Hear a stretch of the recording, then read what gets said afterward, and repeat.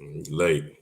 We on black people time, man. Assalamu alaikum wa rahmatullahi wa barakatuh, everybody. Give everybody a second to get on, inshallah ta'ala.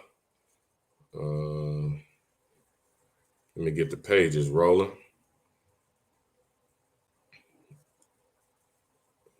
Uh-oh. Let me get the pages rolling. I gotta get me an assistant.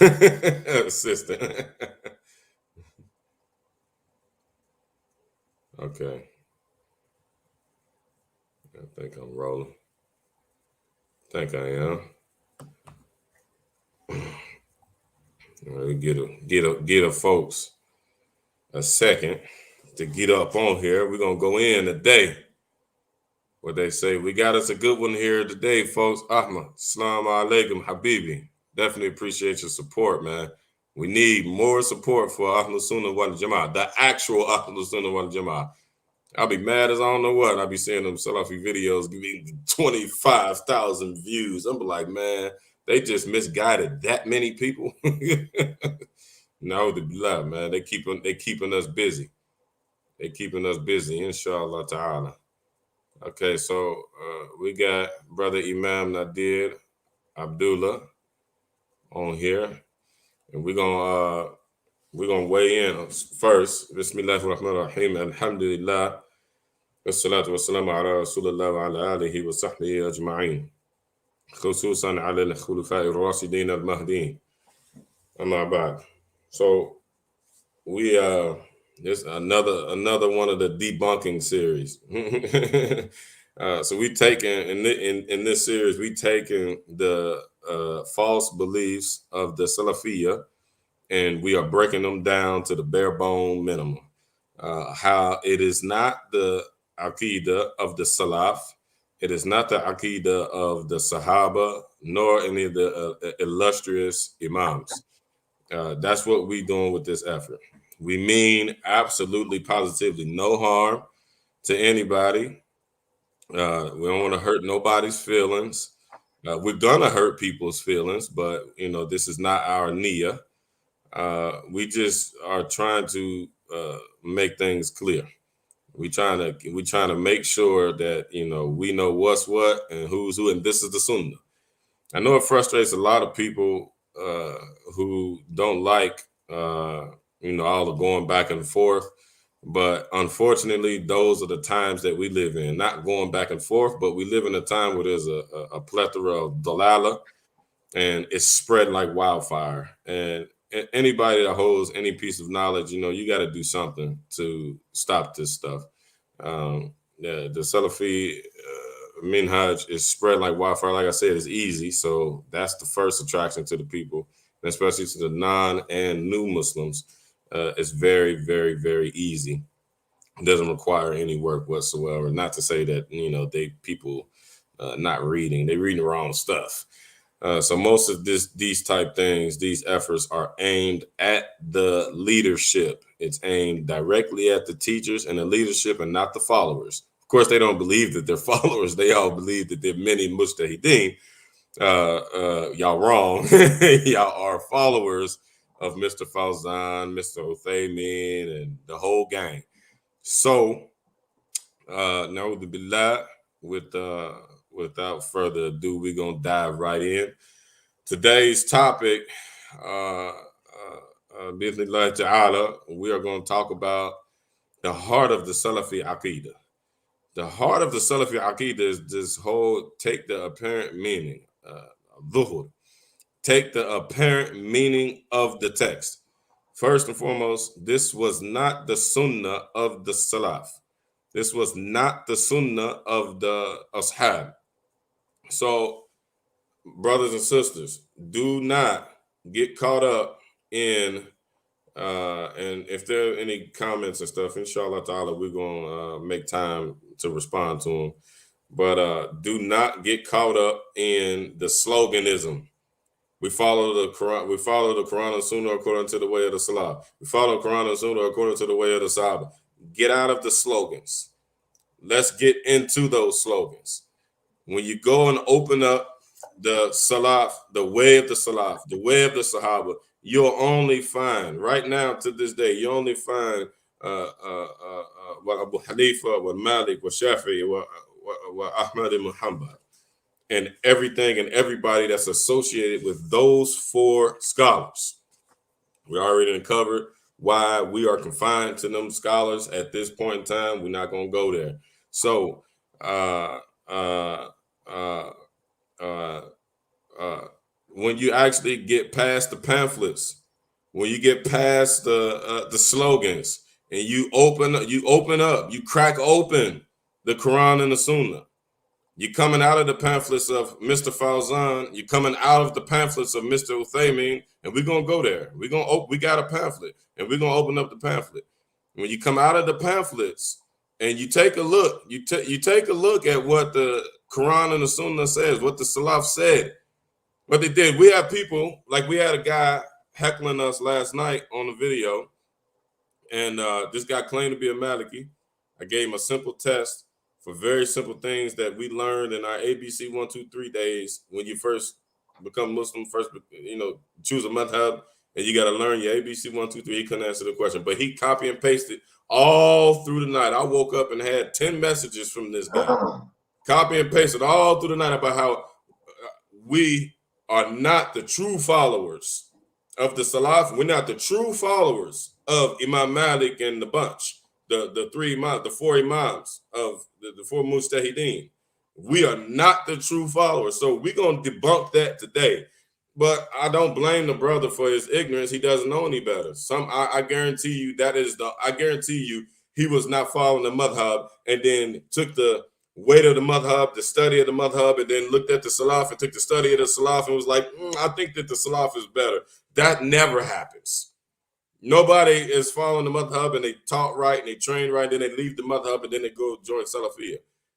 People who get stuck in the Salafiyah, this is the first way and I know guys that have been stuck in it for 3 years, 30 years.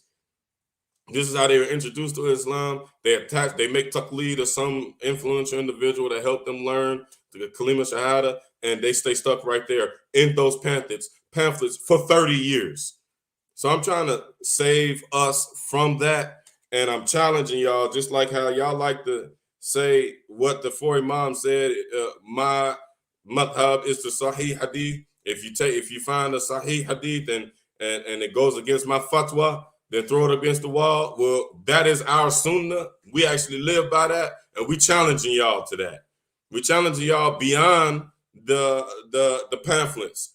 Mr. Uthaymin said this. Well, let's go and check and see what Mr. Uthaymin said is correct. Mr. Fawzan said this. Well, let's go check and see what Mr. Fawzan said is correct. We don't have to do that in the Madahib because our people are the source. So we got these guys, the bunch, Ibn Taymiyyah, Fawzan, Uthaymin, these are the guys. Bin Baz, Ibn Abdul Wahhab. They got these guys. These are the people that they rely on. So you making taqleed to these people. These people are telling you, oh yeah, the vast majority of the Muslims, the vast majority of the community, they're not Ahlus Sunnah wal Jama'ah. They're not following the right way. They all are dhal and mudhi, all of them, and they just little itty bitty speck on the map. You believe in that? Okay, well we're challenging, like you said. If you find the Sahih Hadith that's your madhab, then we gonna get there. We're gonna get there. We're gonna go to the Sahih Hadith and we're gonna go to what the actual Imams of the Salaf said. Mind you, disclaimer, the four Imams were the leaders of their times. They led the Salaf. So everybody who got Salafi in their mouths, and for everybody who's telling me that I don't know what Salafiyah is, because I don't consider Imam Malik to be a Salafi, he didn't consider himself to be a Salafi. Nor, technically, by their rules, he didn't consider himself to be a Maliki. Technically, he actually did because he was a mujtahid. So he did follow his own self. He did follow his opinions. So that's even stupid for them to say stuff like that. But we're going to open up what the Salaf says. We're going to talk about what the Salaf believes. And we're going to disprove these erroneous positions that Fawzan and the bunch have manipulated the Muslims into believing for their own political aspirations. So jumping straight in, I have a couple of quotes that I want to read. The first one I want to present.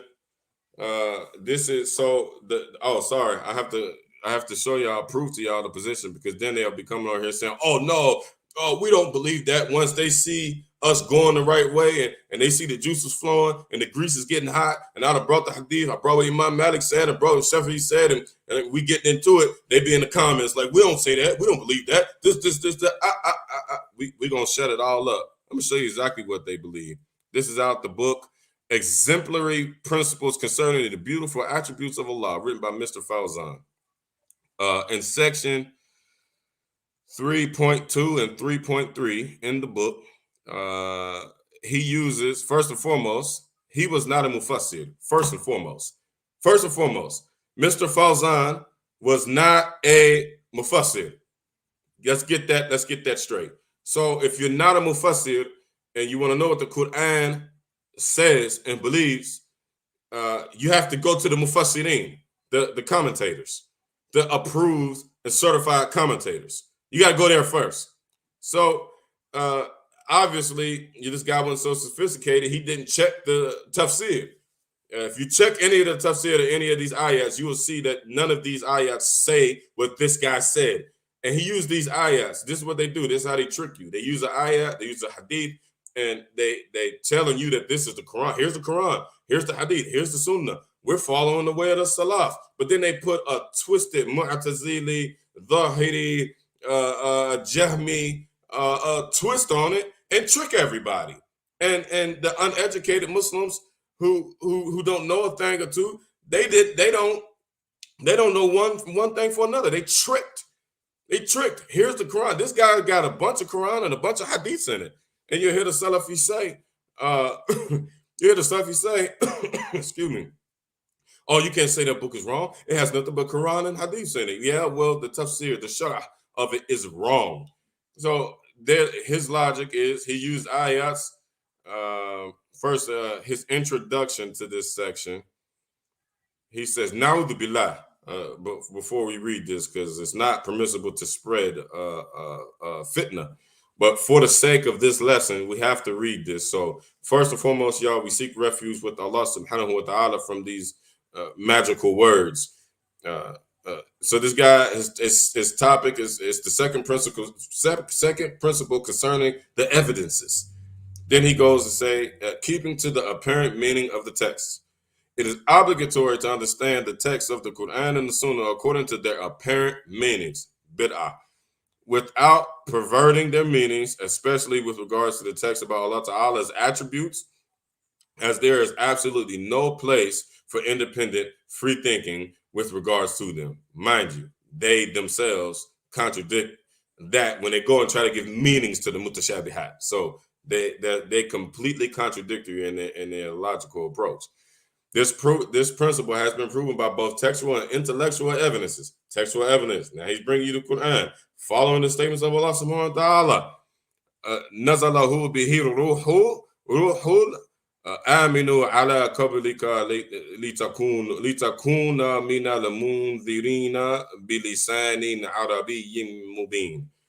The trustworthy spirit Jibril came down with it, the revelation upon your heart, the Prophet so that you would become from the warners in a clear Arabic tongue.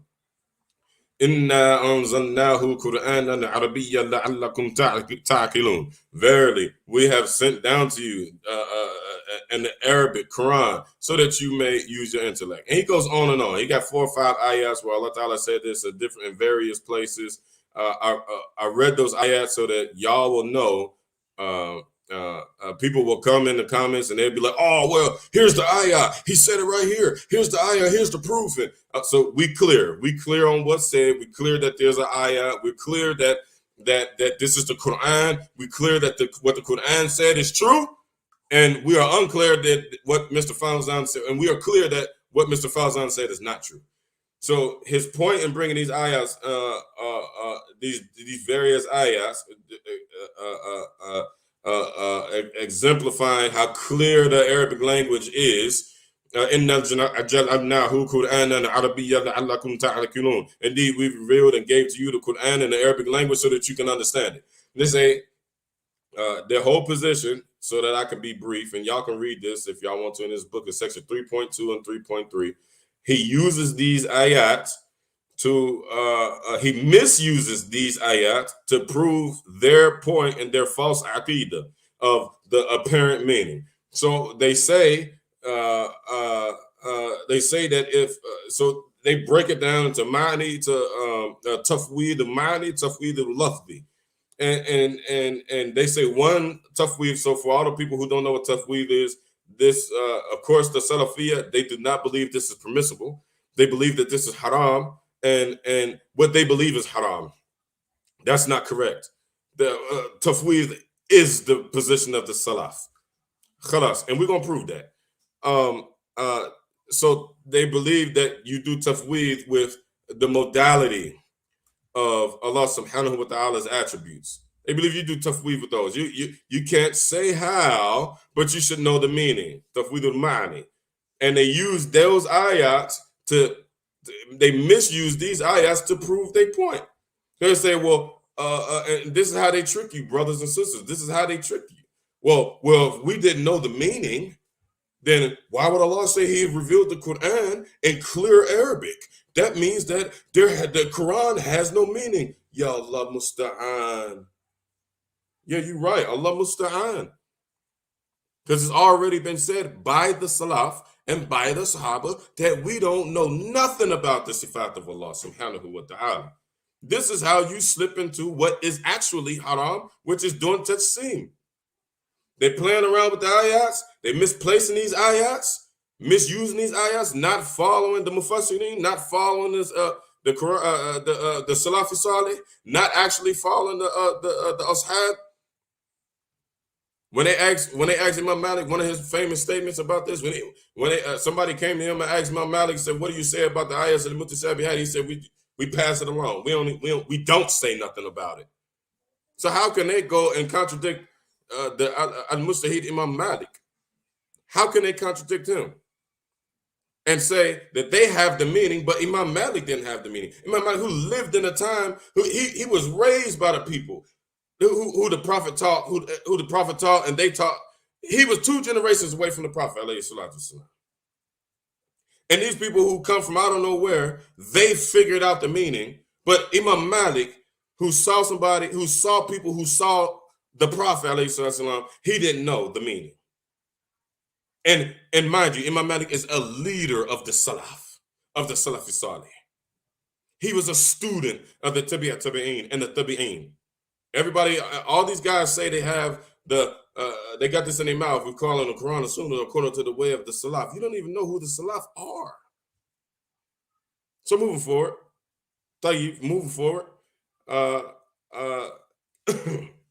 so they use these ayat to say that they have evidence to believe what they just said. So let's see if they actually do have it. Let's see if they actually really are following the Salafi Salih. So they believe that these attributes, they take the apparent meaning. When Allah subhanahu wa ta'ala said, istawa ala al-arsh, they believe they have the meaning to that. They believe they know the meaning. They say we don't know how, but we know the meaning to the arsh. He's actually, na'udhu billah, he's actually above the arsh. Because Allah Ta'ala said that. Let's get one thing clear. Tafweed is not dhuhr. It's not literalism. Somehow, some way along the way, they have misconstrued tafweed to be dhuhr, to be literalism. So when Allah Ta'ala said, when somebody asks one of the illustrious imams, the 4 imams, what do you say about this? And they said, everybody knows about this. This is majhul. This is known. We already know. They misconstrued it and say, oh yeah, this is evidence that Imam Malik said that he knows the meaning. No, if you know your Arabic, and all of them claim to be Arabic teachers and Arabic professors out of Jami'atul Medina, when he said that this is majhul, y'all should know that this means like, hey, this ain't nothing new to us. You ain't the first person that then thought about that and discussed this, and that you ain't the first person. We hip to that. That's what he was trying to tell the fool. We hip to that. And then he went on to tell him, we don't translate this. We don't know how. We don't get into that. We don't get into that. That's what he told. That's tafweed. We leave it alone. You say what Allah Ta'ala has said, you confirm it, and you leave it alone. But since we have these people digging into what is haram to be dug into, this is another sunnah that the Sahaba, you don't find that everybody is always saying that they follow, all these guys are always saying they follow the Aqidah of the Salaf, and they're accusing us of not following the Aqidah of the Salaf. The Aqidah of the Salaf was to not go in it at all. Why do you think you don't find any Aqidah books during the time of the four Imams? It was a non-issue. It was a non-fact. You don't find any Aqidah books in the time of the Sahaba. How are you following the Aqidah of the Sahaba? There's no Aqidah to Ibn Abbas. That book doesn't exist. And the remnants of Aqidah that we do have is through the statements of the Imams. That's all that we have. And what the Khalaf, the successors of the Salaf, what they had brought forth, what they had to bring out in order to push off these people, these Jahmiyyah and these Mu'tazila. They had to push them off. That's when we get to the second aspect, ta'wil. When we have to translate these things in context. This exists. And the Salafis say that it doesn't exist. It does exist. They say it didn't exist during the time of the Salaf. During the time of the Athar, and Athars are just reports of the Salaf and the Sahaba. That's all the word Athar is. It's the tradition of that. How did we come up with the whole Athari thing? Then nobody was walking around calling themselves Athari. Evidence right here. Now I'm quoting. I'm reading. Excuse me. This is a quote from Nasiruddin Ibn al-Munir, and y'all figure out who that is. These big hats. And for this reason, Imam Malik, rahimahumullah, indicated that after mentioning the hadith, they're gonna get into the hadith that's mentioned. Do not declare me, the Prophet ﷺ, superior to Yunus ibn Matta. Malik, rahimahumullah, said he only made special mention of Prophet Yunus alayhi salam for the sake of declaring Allah subhanahu wa ta'ala's transcendence. Because he, the Prophet Muhammad alayhi salam, ascended to the throne and Yunus was taken down to the bottom of the ocean, even though they both were linked to the real Allah subhanahu wa ta'ala. So follow this. Imam Malik is using the Quran and the Sunnah. He's using the Sunnah against y'all. Against y'all. Y'all say that Allah Ta'ala is actually above the Arsh and that we're not following the madhab of the Aqidah, the madhab and Aqidah of the Salaf. Well, we're showing it to you right here. He used this to show a Prophet ﷺ did what? Isra wa Mi'raj, right? He went up, right? According to y'all, he went up, right? And then, not according to y'all, but we know this, Isra wa Mi'raj. And then we know the hadith about and the statements in the Quran about Prophet Yunus alayhi salam going down into the belly of the fish, right? In the ocean, right? They're linked with one linkage, despite their different directions. This is Imam Malik, if superiority was due to physical place, he, Prophet Muhammad alayhi salatu wasalam, would be closer and superior than Yunus ibn Matta alayhi salam, and he would not have forbidden that. Remember, the first words Imam Malik said that the Prophet ﷺ said, do not consider me superior. And the Prophet ﷺ rose up and Prophet Yunus went down. This is ta'wil. This is figurative interpretation. Y'all said it doesn't exist? Y'all said that the Imams don't do it? Is that what y'all said? Go, get it. This what y'all said? Y'all said that we don't follow the Aqidah of Salaf? Y'all in this same book, they say, in all of their books, they say ta'wil is haram. Tafweed is haram. Here's the evidence. Y'all like Quran and Sunnah? Y'all like evidence? Where's the hujjah? Where's the adillah? We got it right here. So we have evidence of what we follow.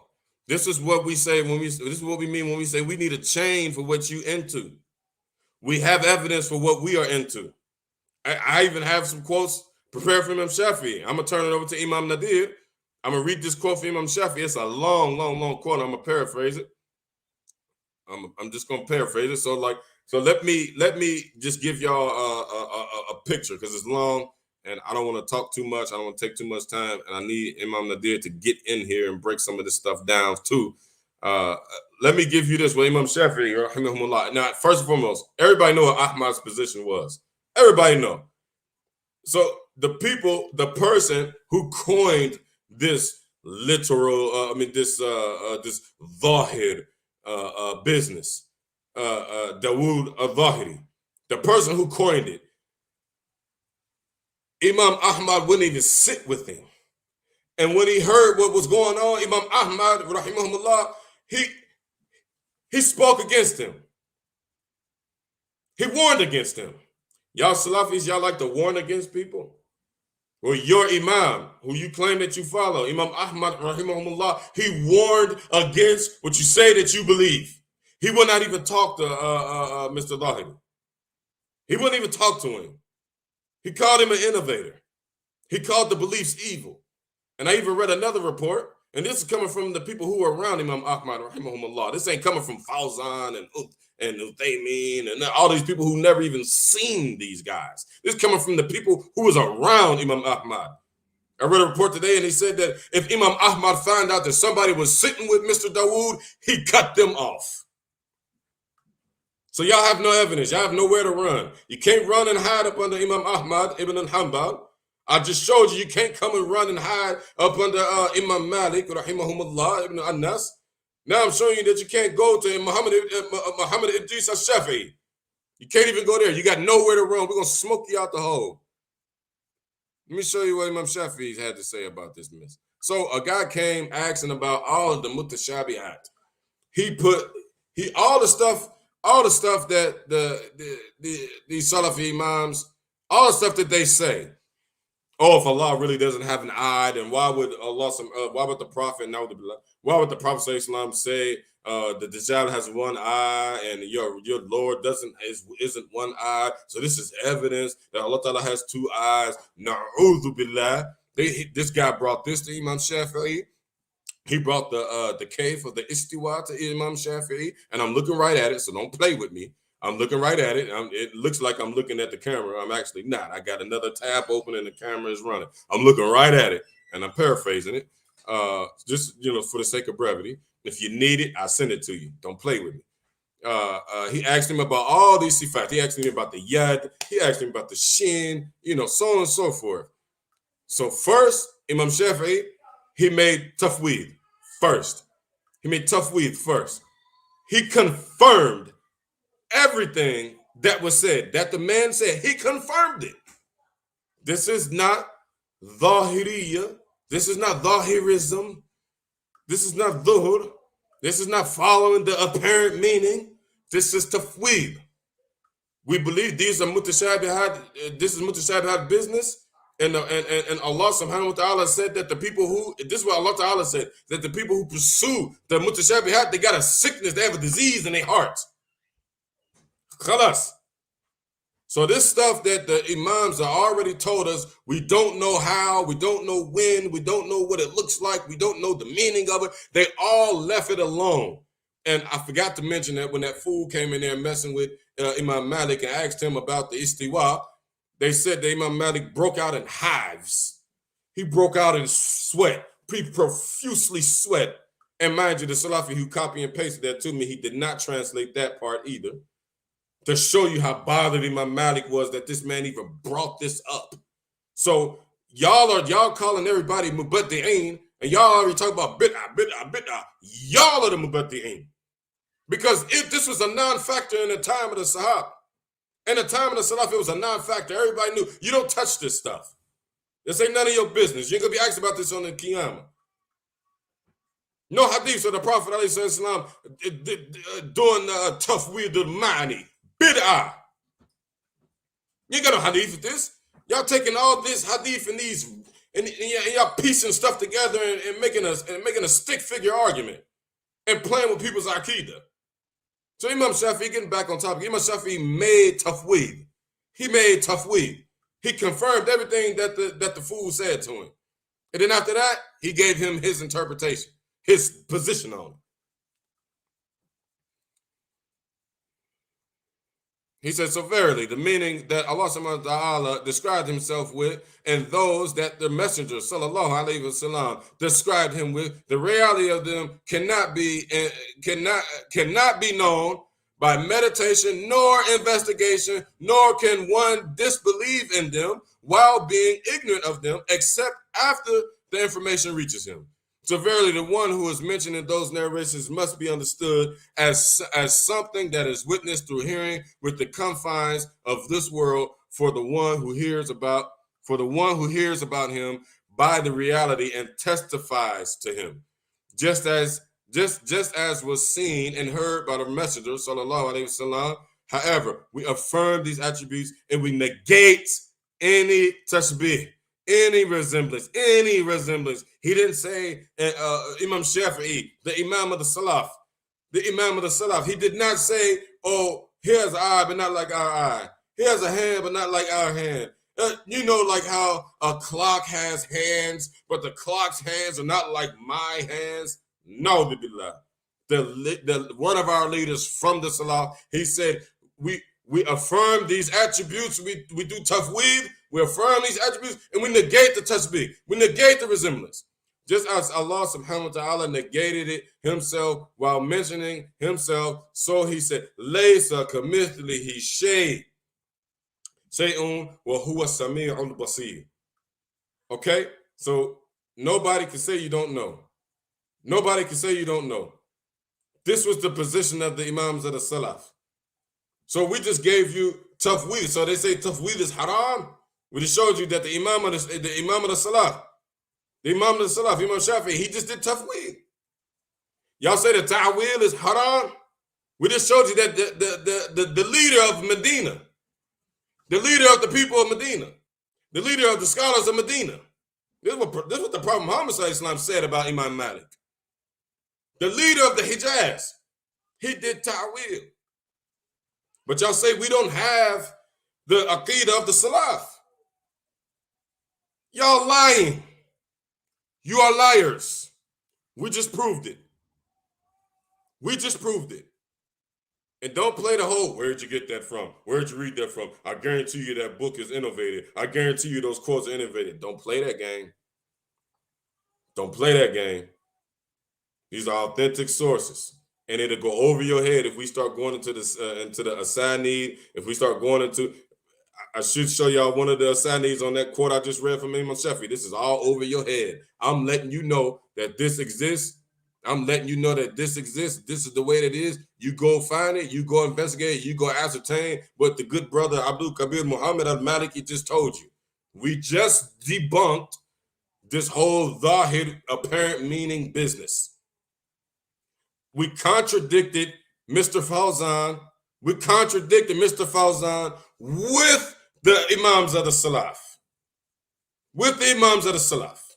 So, without further ado, we're going to pass it over to my brother, one of my Imams, even he's younger than me as well. One of my Imams, one of our Imams, we should embrace this brother. Inshallah ta'ala. He has a firm grasp. He has a firm grip on the aqidah. Now, I don't want to cut his neck. You know, he don't like praise and all that stuff. But I'm letting you know he's a serious dude. We're gonna come from the Hanafi angle via Aqidatul Tahawiyah. We're gonna come from that angle, and I believe he got some. We talked about their most famous sharah, their most famous tafsir from what is the guy, the ghost Ibn Abdul Aziz. Your mic is muted, Habibi. Unmute your mic. Assalamu alaikum. Yeah, the ghost, the sharah from the ghost Ibn Abdul Aziz. Abdul Aziz, right? Abdul Aziz. Have at him, Habibi. Assalamu alaikum wa rahmatullah, alhamdulillah, wa salatu wa salamu ala Sayyidina Muhammadin wa ala alihi wa sahbihi ajma'een. Assalamu alaikum again.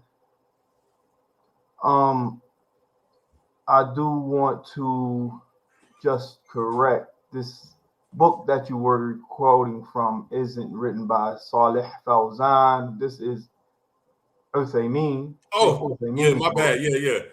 I So caught myself for on that. My anybody bad. that didn't know, this book is actually from Sheikh Uthaymeen. And that title of it is The Same Exemplary Principles Concerning the Beautiful Names and Attributes of Allah. This is a book written, again, this is written by Sheikh Uthaymeen, rahimahullah. And I would say that there are many points in it that are not very founded just upon the principles of either Aqidah and how traditionally Aqidah was taught and traditionally how Aqidah was understood. So I go back to the first point which we spoke about, which the brother had mentioned earlier, concerning the second principle mentioned in this here book, keeping the apparent meaning of text. And the textual evidence which this brother cited as confirming or giving strength to his argument that the textual meaning should be taken in a literal meaning or an apparent meaning, as they so eloquently translate Zahir as apparent meaning, right? None of these verses prove his premise. And his premise is that when you look at the text of the Quran, that what it says is exactly what it means. We can say 90% of the Quran is that. That means what you read is what it means. This is no dispute about this. If I read the Quran, Alhamdulillahi Rabbil Alameen, Ar-Rahman Ar-Rahim, I don't need any interpretation for that. I might need understanding from the standpoint of Balagha, right? Or the standpoint of Asbabun Nuzul, to clarify certain instances in the text that might lead a person to think certain things or come to a certain conclusion when the actual fact is different from that. And what I mean by that is, say for instance, the first ayat the brother quotes under 3.2, and he's saying this is textual proof for taking the apparent meaning of the Quran and the Sunnah. He says, نَزَلَ بِهِ الرُّوحُ الْأَمِينُ عَلَى قَلْبِكَ لِتَكُونَ مِنَ الْمُنذِرِينَ بِلِسَانٍ عَرَبِيٍّ مُبِينٍ. This is true ayah. But none of this says anything about taking anything apparently. So in proving his premise to be correct, or an attempt to prove his premise to be correct, he himself is using a metaphorical meaning for such an ayah. This ayah says, Nazala bihi Ruhul Amin, right? Ruhul Amin is who? The angel Jibril, right? Ala qalbika, who is ala qalbika? Qalbika, who's qalb? Prophet Muhammad, correct? Guess who the Quran was sent to? It was sent to Prophet Muhammad, right? Ala qalbika. So that ka here in this verse is a pronoun, right? A proper noun, pronoun, personal pronoun is saying you, and he's speaking directly as his first person. He's speaking to Prophet Muhammad sallallahu alaihi wasallam. Litakunu, litakuna min al-mundhirin, so that you become from amongst the warners, meaning he is warning somebody of something. And in this case, he's warning us and his ummah and the world at large. Bilisan Arabiyyin mubin, right? In a clear Arabic tongue. Okay? when anyone reads this ayah, how do you extract from that ayat that you should take other ayats at their face value? It says, بِلِسَانٍ عَرَبِيٍّ مُبِينٍ. Prophet Muhammad sallallahu alaihi wasallam, he says, I am أفصح العرب. He is, I am the most eloquent of the Arabs. He says, أفصح العرب, right? He is the most eloquent of the Arabs. So his tongue will be in clear Arabic. Has nothing to do with being apparent meaning. The apparent meaning of this here ayat is that the Prophet Muhammad sallallahu alaihi wasallam is أفصح العرب. The apparent meaning of this here ayah is also that the angel Jibril was the one who delivered the Quran to the heart of the Prophet Muhammad sallallahu alaihi wasallam. And he did that li takuna min al mundirin, so that Prophet Muhammad sallallahu alaihi wasallam may be amongst the mundirin. Who are the mundirin? In this context, literally it could be a mundirin, it could be anyone. A mundirin could be anyone that warned someone of something else. Whether it's glad tidings or whether it's some type of hardship. If I can warn you of something, I'm a mundir. I'm a warner, right? So that first ayat has nothing to do with being a parent. Go to the second ayat. إِنَّا أَنزَلْنَاهُ قُرْآنًا عَرْبِيًّا لَعَلَّكُمْ تَعْقِلُونَ. This ayah, how do you take from this ayah? And I'm not quoting, and I'm not trying to use any textual proofs. This is just all aqli. This is what they call dalil al-aqli. Intellectual proofs. And I say, why is I'm using intellectual proofs and I'm not using Quran and Sunnah? Because this doesn't require Quran and Sunnah as a buttress my argument. This doesn't require it in this circumstance. You know why? Because here in this ayat, the proof is against you. This ayah says what? إِنَّا أَنزَلْنَاهُ قُرْآنًا عَرْبِيًّا عَلَّكُمْ تَعْقِلُونَ. تعقلون, aql. Right? Its trilateral root is aqala, ya'qilu. So ta'qilun, so that you is plural, you people may understand or use your intellect in this situation. لَعَلَّكُمْ تَعْقِلُونَ, so that you may understand. Who was he talking to? Not us. I'm Ajami. I'm not an Arab. I know Arab. I know Arabic, but I'm not an Arab. I wasn't in the time of Muhammad. In this instance, he's not talking to me directly. By circumstance, in the general sense, yes, it's talking to me.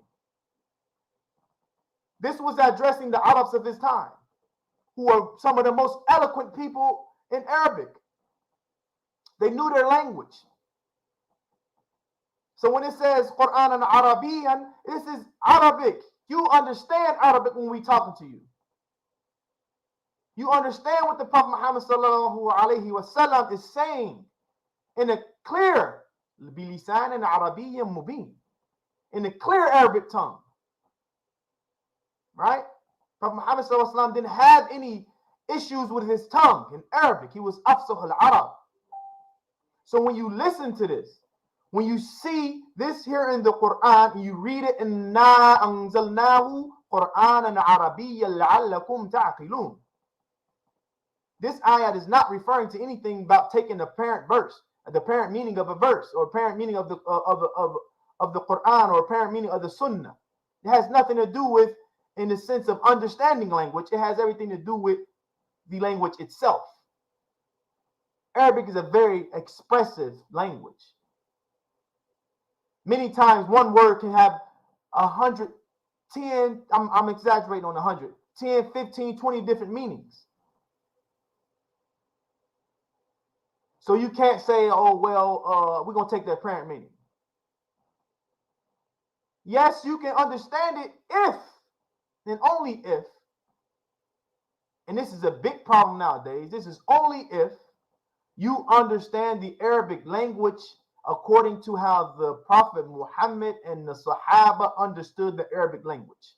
You have to have that type of depth of knowledge of the Arabic language to say that you understand the Arabic language according to the Prophet Muhammad and according to the Sahaba. You don't understand that language like that. You can't bring me a scholar today that will tell you, oh, I understand the language, the Arabic language, just as the Prophet Muhammad understood the Arabic language and his companions understood the Arabic language. No Arabic scholar today will tell you, oh, I understand the Arabic language. It's too in depth. He would spend his whole life trying to understand just the dictionaries of the Arabic language. So when you read this ayah, it has nothing to do with taking the apparent meaning. So again, that's a fallacy on his argument. His argument does not, his argument does not support his conclusion. And his conclusion is what? That you should take the apparent meanings of the Quran and the Sunnah. These two ayats does not support that conclusion. Next, he got another ayah. Inna ja'alnahu Qur'anan Arabiyyan la'allakum ta'qilun. Excuse me, that's the same one. Furthermore, he says, أَفَتَطْمَعُونَ أَن يُؤْمِنُوا لَكُمْ وَقَدْ كَانَ فَرِيقٌ مِّنْهُمْ يَسْمَعُونَ كَلَامَ اللَّهِ ثُمَّ يُحَرِّفُونَهُ مِنْ بَعْدِ مَا عَقَلُوهُ وَهُمْ يَعْلَمُونَ. Okay, we read this ayah and we ask ourselves, okay, because you in this situation, you have to be able to evaluate this person's premise, meaning his argument. What's his argument? His argument is what? That you should take the apparent meanings of the Quran and the Sunnah. That's his argument. Right? Excuse me, that's his conclusion. His argument is that these here support his conclusion, meaning his conclusion is founded upon these ayah. So when you read it, say, so then do you really hope that they will believe because of you, while a group of them listened to the speech of Allah and then perverted it after having understood it whilst having knowledge? Right? He's using an ayah to support an argument, and this ayah has nothing to do with the Quran. It's nothing to do with the Quran. This ayah is speaking about people previous to, that came before the Quran. People that was entrusted with what? People that was entrusted with the Injil. People that was trusted with the Torah. Right? The Jews and the Christians. And we know how they dealt with their book.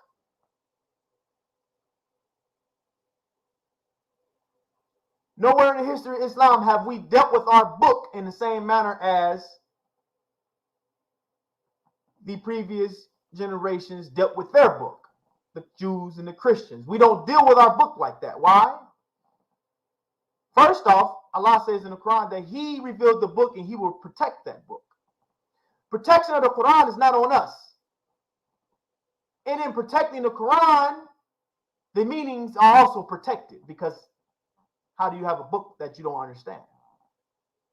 So the meaning of the Quran will always be protected. So you don't have this as evidence, first off, because it doesn't even refer to the Quran. And nor does it refer to people who follow the Quran. Right? ثُمَّ يُحَرِّفُونَهُ مِنْ بَعْدِ مَا عَقَلُوهُ وَهُمْ يَعْلَمُونَ. It's referring to people that was changing the words, making tahrif. No one's changed the word in the Quran. Who changed any words in the Quran? Right? From Bismillahir Rahmanir Rahim of Fatiha to the last ayah of An-Nas, no one's changed the words. You have people who memorize the Quran from cover to cover and can recite it from back cover to front cover. And you can find somebody from China that does the same thing that a person in California does in the Quran, reciting it. And they never met each other. Who's changed anything in the Quran? No one made tahrif in the Quran. So again, this ayah he's quoting as evidence for his stance is inappropriate for this here argument. And then again, right there at the bottom, what he says, مِنَ الَّذِينَ هَادُوا يُحَرِّفُونَ الْكَلِمَةَ عَنْ مَوَاضِعِهِ وَيَقُولُونَ سَمِعْنَا وَعَصَيْنَا. Right? Who does it say that does that? It says it right there in the Quran. Let's take the apparent meaning, as they say. The apparent meaning of this here ayat, it says, who does that? He says the Jews do that. Say nothing about no Muslims doing that. Hey, run that back. Run that back, DJ. مِنَ الَّذِينَ هَادُوا. Huh? Those who call themselves Jews. يُحَرِّفُونَ الْكَلِمَةَ عَنْ مَوَاضِعِهِ. He says the Jews make tahrif. They pervert the letters or the words in the book, moving it عَنْ مَوَاضِعِهِ, from its rightful place or meaning, right? Mixing it up. Now we're going to put this over here to make this right here sound a little different. Right? وَيَقُولُونَ سَمِعْنَا وَعَصَيْنَا. We heard, but we disobey. Who amongst Muslims do that? Say we hear and we disobey. Because what Muhammad say is سَمِعْنَا وَعَطَعْنَا. We hear and we obey. That's the word of a Muslim. So this ayat doesn't apply to any Muslim. And that's one of the problems with this group who claims they know everything and they have the correct guidance in Islam. The correct guidance upon the Salaf Salih. How do you have the correct guidance of Salaf Salih when you contradict every Salaf that came before? And I mean in word and also in deed. Because you can't find a companion that used to call people that make takfir on people. They didn't call people kafir. The Sahaba didn't call people kafir. They might say, Aduwullah. They might call you an enemy of Allah, wa nafsik, enemy of yourself, right? They didn't call people that because they didn't know the reality of people. A kafir, that's a definitive statement because that's something that you can't see. You can say somebody's actions are kufr.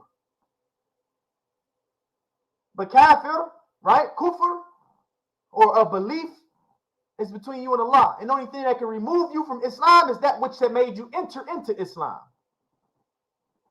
Right? And this is a statement from Imam al-Tahawi in his book, Aqidah, Tahawiyah. He says it in there. Only way you are removed from Islam by negating that which made you enter into Islam in the first place.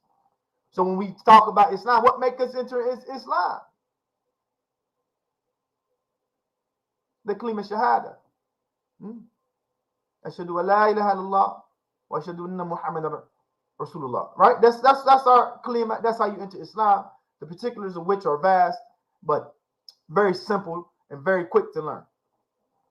So that's it right there. That's his textual proof, right? And then he goes into his intellectual proof, which is, dalil al-aqli, right? That was my intellectual proof against his textual proof, because his textual proof does not match up with his conclusion.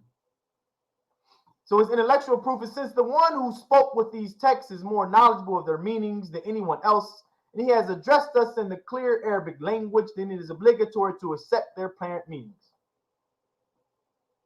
Right? So his only argument intellectually is, just because these ayats he quotes, neither of them mention anything about accepting anything apparently, right? The only thing, I'm not going to say the only thing, but one of the things in the Quran, now I go to it, because it bears to be mentioned at this point. It's an ayah, I believe in Surah An-Nisa. I think it bears to be mentioned because, or it may be in Ali and Iran, but I believe Nisa. Let me check. Just give me a second. It's Ali Imran, excuse me.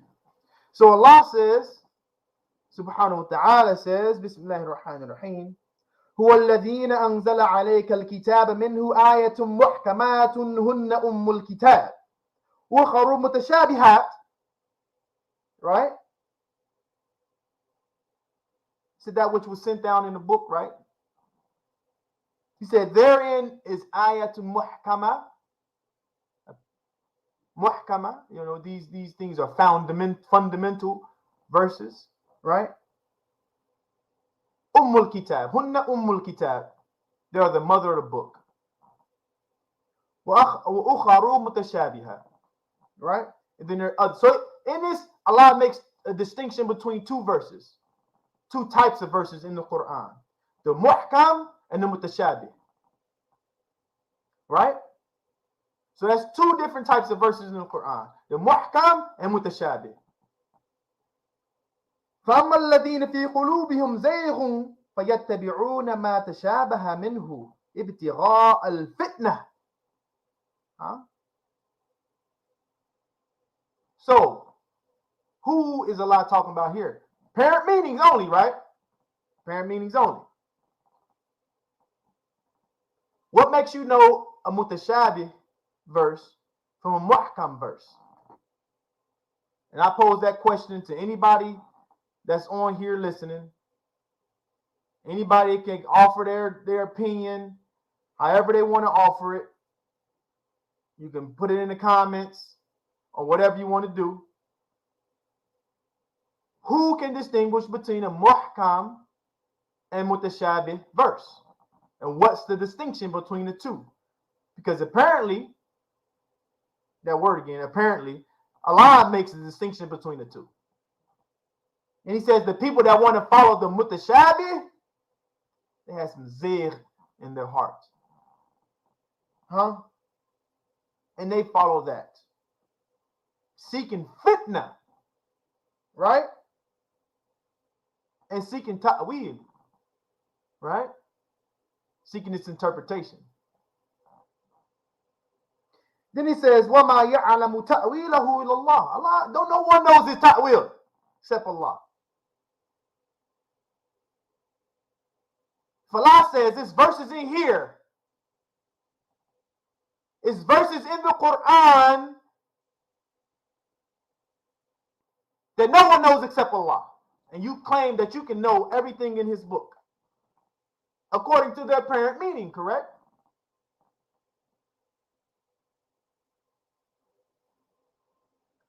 Don't make sense. Now you're contradicting what's in the Quran, apparently. Right? So to take an apparent meaning out of a verse, this is a very apparent verse. And this apparently says that Allah knows things about the Quran that you do not know. And to say that Allah can put things in the Quran, or that to make an inference saying that Allah has put things in the Quran that people do not know is something stupid or whatever, is incorrect. Because who in this world today can claim that they know what the muqatta'at mean? Get on live and let me know. Alif Lam Mim. What's the meaning? Tell me what that means. Tell me what the apparent meaning of that is. Qaf. Tell me what the apparent meaning of that is. Alif Lam Ra. Tell me what the meaning of that is. You cannot. It's simple. You have to resign yourself to know that you don't know everything, that we don't know everything. At some point, you have to say, listen, be resigned to the fact that I do not know everything. And everything in this book cannot be known by one individual, nor by any group of individuals. It's just impossible. And no one has claimed that in the history of Islam. The Ash'ariyah, the Maturidiyah, they do not claim that they know things that no one else knows.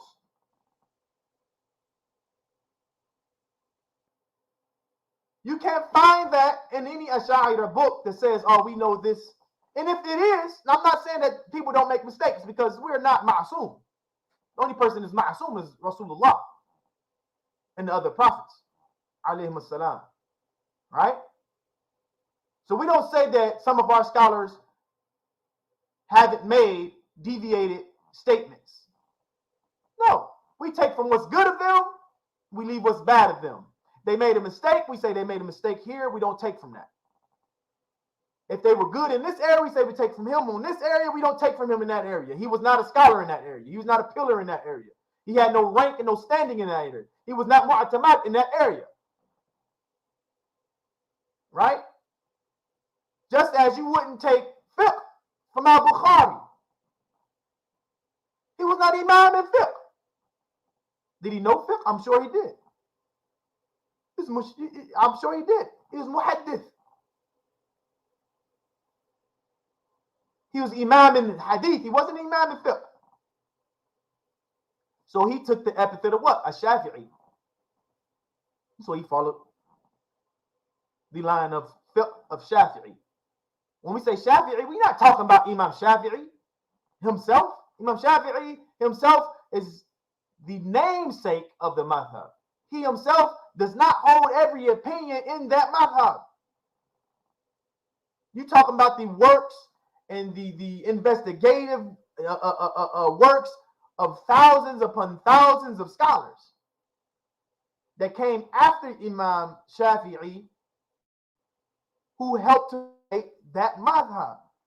When I say I follow Maliki, I follow the Maliki madhab. I don't follow Imam Malik as an individual. 90% of his madhab is not the opinion of Imam Malik. Has nothing to do with Imam Malik.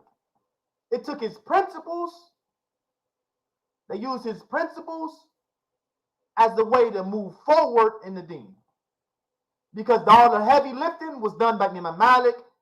He gave us the heavy lifting. He took everything and put it in a codified manner to say this is how you go about extracting rulings from the Quran and the Sunnah according to the people of Medina, according to the teachers he had, the shuyukh in Medina, according to Sahaba that stayed in Medina. He said this was their way.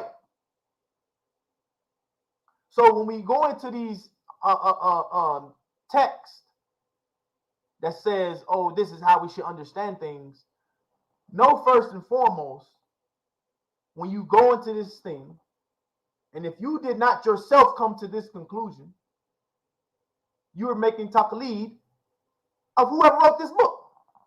This is taqleed. It's pure taqleed. There's no getting around it. If you were at a situation in your life and your intellectual abilities that you cannot make ijtihad on your own, then you're stuck in the mud. You're muqallid. There's no problem with that.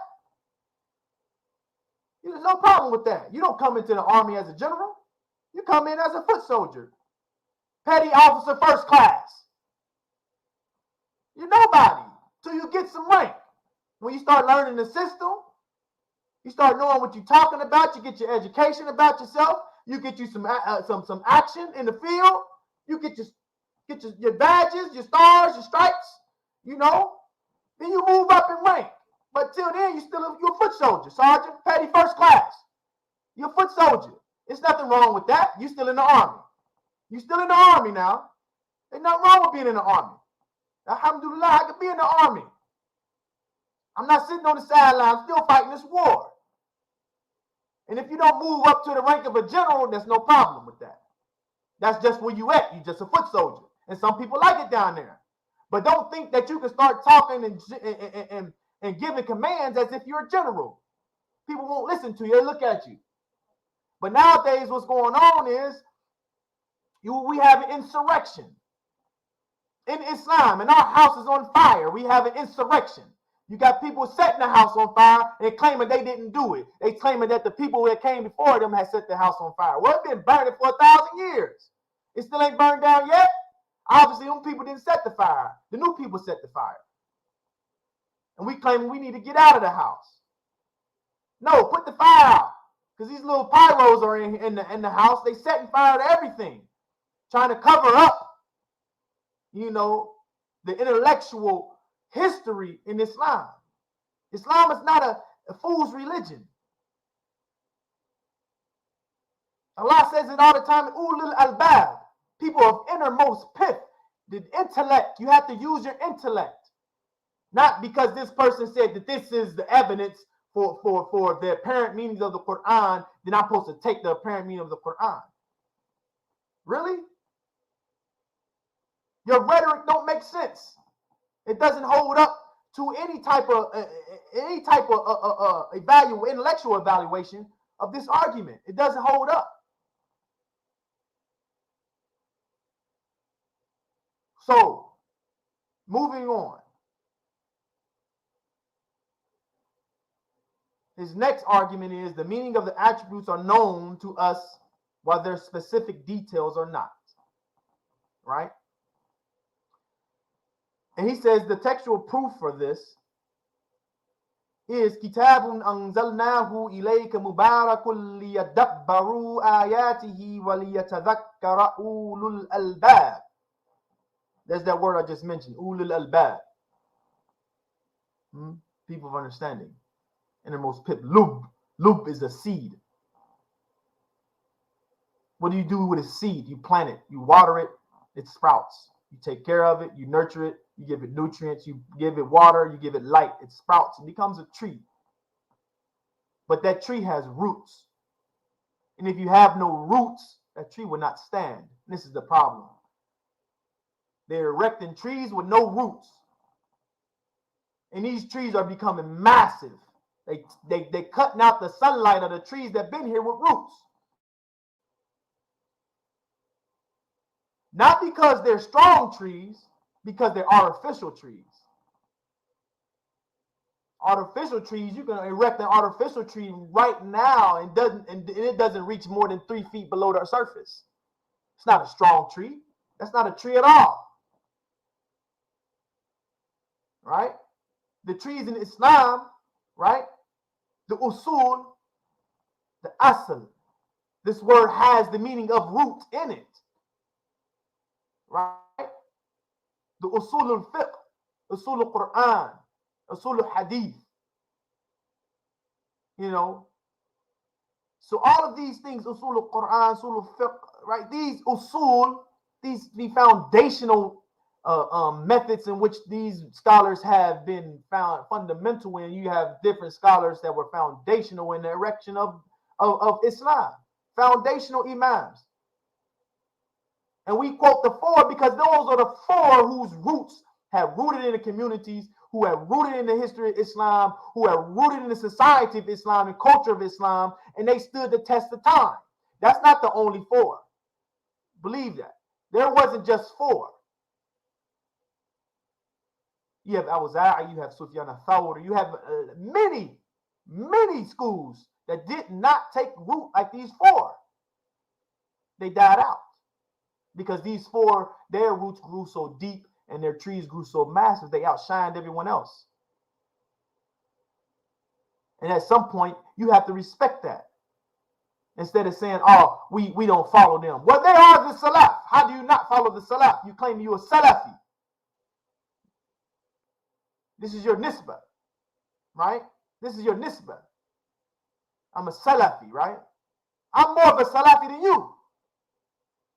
I follow Imam Malik. I follow Imam Abu Hanifa. I follow Abu Yusuf. I follow Imam Muhammad al-Shaybani. I follow Abdullah Mubarak, right? I follow Zufar, one of the biggest students of Imam Abu Hanifa, right? I follow Imam al-Za'i, Hassan al-Bashri, right? I follow all these imams because in my fiqh of the Maliki school, we follow these people. These are the people that follow the Sahaba directly. And for you to say, oh, well, they didn't, I'm not following the man because the man got these opinions. How we get Bukhari? Bukhari had to study with somebody who studied with somebody, and in most of his chains of narration, these people are in those chains of narration. In fact, the chain of narration, the chain in which he considers to be the most sahih chain, Sahul Sanad, is the chain of Imam Malik, and Nafi' and Ibn Umar. He considered that to be the most authentic chain that you can find in the world. So, back to what I was saying. He says, a book that we have sent down to you, blessed so that they might ponder over its signs and so that people of understanding might take heed. إِنَّا جَعَلْنَاهُ قُرْآنًا عَرَبِيًّا لَعَلَّكُمْ تَعْقِلُونَ. Never one of these verses again proves anything about their apparent meaning. Now, just to move on from this text, because this text hasn't proved anything, in my estimation, I'm not infallible. I'm not to say that everything I say is correct, but I will say on a logical and intellectual basis, I don't think my argument really can be punctured against this here text. We're not everybody, I can talk, brother, I can disprove what you're saying. Okay, fine. You might be able to do that. What I'm saying is, you can't prove to me that this text makes sense. Not on an intellectual basis, with arguments, right? And I'm talking about with arguments that support your conclusion, right? And in a syllogistic argument, we talking about symbolic logic. Now we can go into symbolic logic and all that stuff. Mantiq, we used to teach that too, right? Remember this. Islam taught that also. We still teach it. In fact, some people that follow this strand of understanding, one of their major scholars wrote books on mantiq. This is not a foreign science to us. Mantiq, if you understand what logic is only the art of understanding how to speak and how to place an argument. A premise, generally two premise, one conclusion, right? All dogs are cats. Cats are dogs. Therefore, dogs are cats. Don't make sense, does it? But logically, if you listen to the logic, all dogs are cats. Cats are dogs. So therefore, dogs are cats. Logically, you can make that make sense. Doesn't make sense, just on a scientific level, because we know these two things are two different animals. But if A, then B, and if not A, then only C. Simple logic. This don't add up to C, right? His A is textual proof. Number one being, what was this? Number one proof. نزل به الروح الأمين على قلبك لتكون من المنذرين بلسان عربي مبين. That doesn't support his conclusion. His conclusion is what? That you can take the apparent meaning. Doesn't support it. Now, moving on. What we understand as apparent meanings is what? If we take an apparent meaning of some of the ayah in the Quran, we'll be in major trouble. Example given. Fasalu qarya. Right? This is in the Quran, right? Fasalu qarya, right? Anybody can tell me what that verse is. Everybody that's on here or whatever. Can you tell me where that verse is found? That verse is where Allah says, go down to the town and ask someone, when they was lost, right, in the desert with Musa, go down to the town and ask someone for help, basically. Fasulu ahla qarya. How can you ask a town? If you take this apparent meaning, how do you ask a town? Somebody explain that to me. How do you ask a town? You just go down there. Hey, who you talking to? A town? Qarya? What's a qarya? How do you ask a qarya? It's a town. The town going to speak back to you? This is apparent meaning, right? You'll be in trouble, right? Now, Another one, and I'm gonna go into Imam al-Juwayni's book. Imam al-Juwayni is the Imam of, or the Sheikh of al-Ghazali. Imam al-Ghazali, one of the best and foremost Usuli scholars of his time and thereafter, you know, author of Ihya Ulumuddin. Some people might try to argue against him, but none of these people can hold a match to his candle, right? These people that might try to talk down upon Imam al-Ghazali, oh, he was weak in hadith or whatever. First off, Imam al-Ghazali was a fiqh master. He was a master of fiqh. In fiqh, they are not muhaddith. They do not need to know massive amounts of hadith.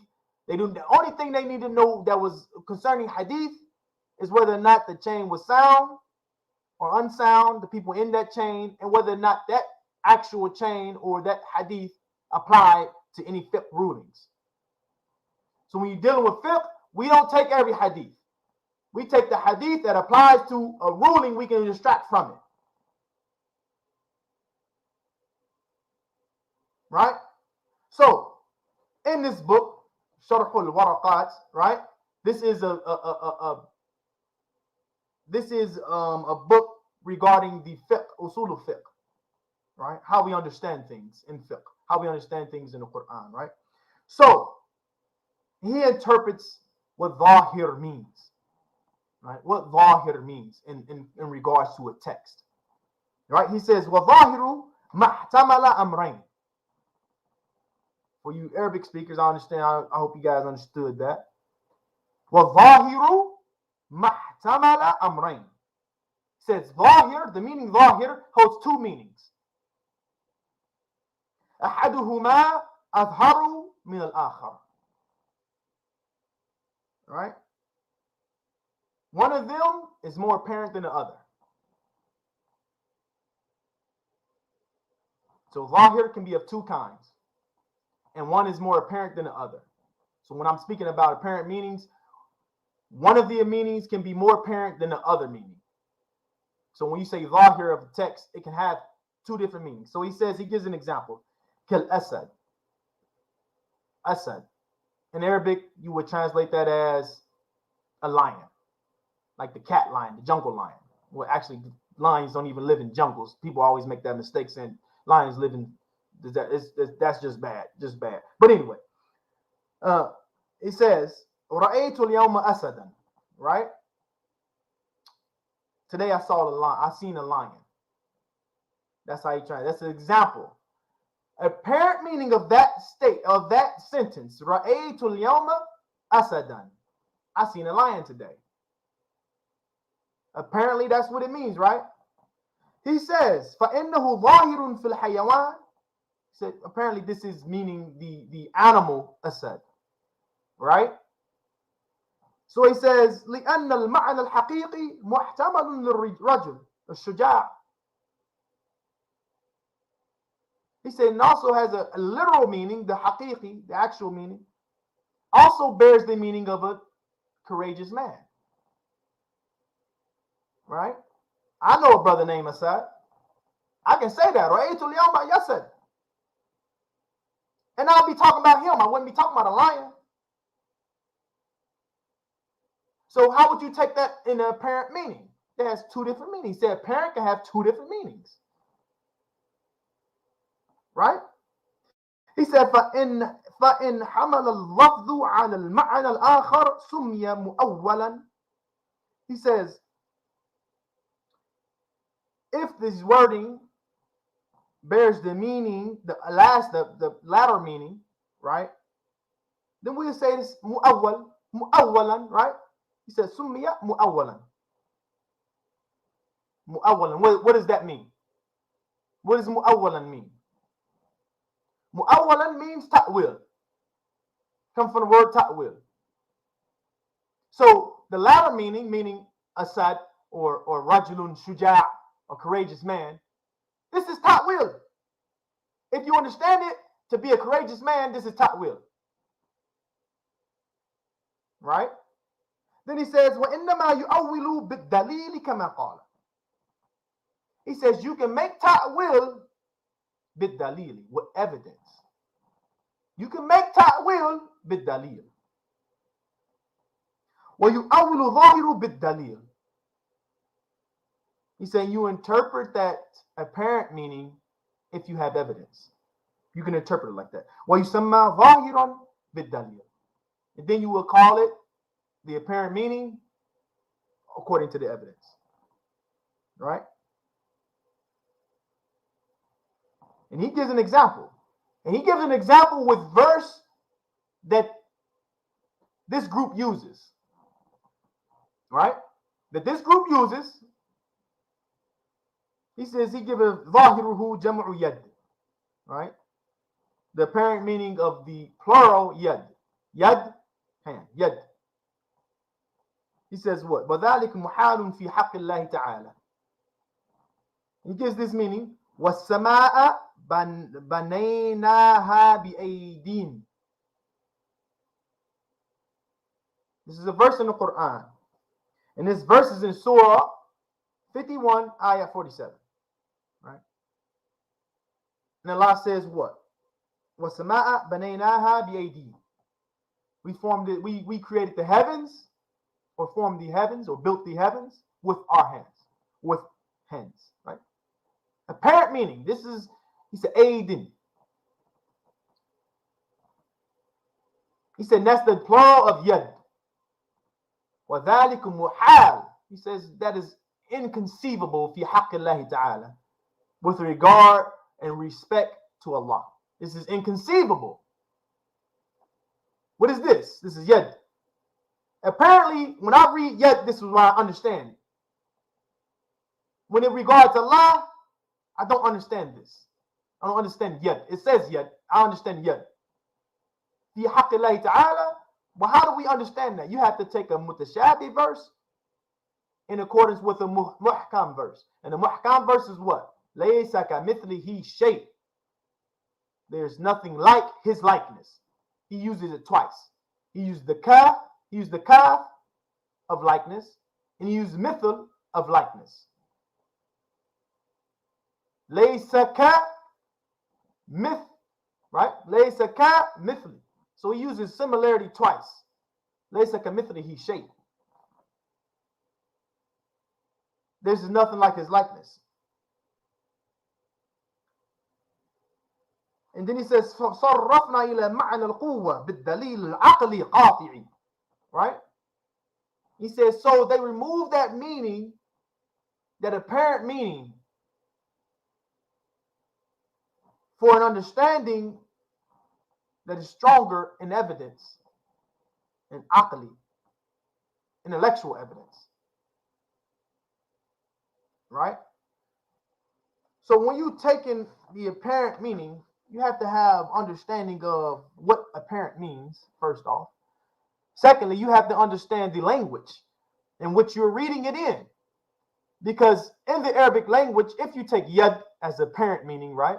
Yad, if you go into the Qamus Muhit, one of the more authoritative dictionaries in Islam, if you go into that book, this dictionary, it gives you close to 25 different meanings of yad. If you're an Arab, and I mean the Arabs of the time of Prophet Muhammad, you will understand that meaning without having to look in that dictionary. Because you will understand the context. You will understand the balagha. You will understand the badi'. You will understand all of these things in the Arabic language that they don't have to learn. They didn't have to study balagha. They understood it. They didn't have to study badi'. They understood it. They didn't have to study nahu and sarf. They understood it. Understand that the sciences of badi', the sciences of balagha, the sciences of nahu and sarf weren't developed by Arabs. They didn't need those things. No Arab developed any Arabic science. All of these sciences were developed by people who weren't Arabs because they needed to understand the language that the Arabs already intuitively understood. So when we come to the Quran and people saying, oh, we got to understand it according to the Dhahir meaning, this is false. This is false. You have nothing to stand on when you're trying to understand the Quran according to the Dhahir meaning. This is false. Now, and I will conclude by mentioning Tafweed. What do we understand by Tafweed? How do we understand Tafweed? And where do we get this concept of Tafweed? Right? If you read a book, this book by Imam al-Tahawi, and I'm only saying this because it's a simple book. This book was written for children. This wasn't to complicate any matters. This was to simplify matters. That's why it's so short. It doesn't really need commentary. We need commentary nowadays. Always understand this. When a book has commentary, it's not because the person who wrote it needed clarification. It was because the people who read it need clarification because their knowledge isn't at a level to understand it. So he got to dumb it down. Commentary is to dumb things down. Right? Let's not misunderstand anything. A commentary is the dumbing down of the actual text.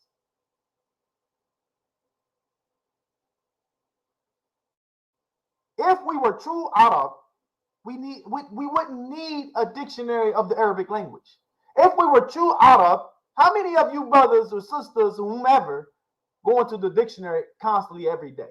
Which you should, because a lot of us, we didn't learn our language in any type of intellectual way. Most of us, we speak in a colloquial manner. We don't speak in good English or high English, you know. So we already got an infringed type of understanding of our own language. But say, for instance, we still can understand, even when someone's speaking in high English, we can understand them. And we know what they mean. We might not be able to repeat what they're saying in an intellectual manner, in an argument or something like that, but we can understand their argument. But in the Arabic language is a very colorful language, very inflected language. And it has its things in there that people just don't understand who haven't been studying Arabic or who are not native speakers of Arabic. And I'm not talking about native speakers today.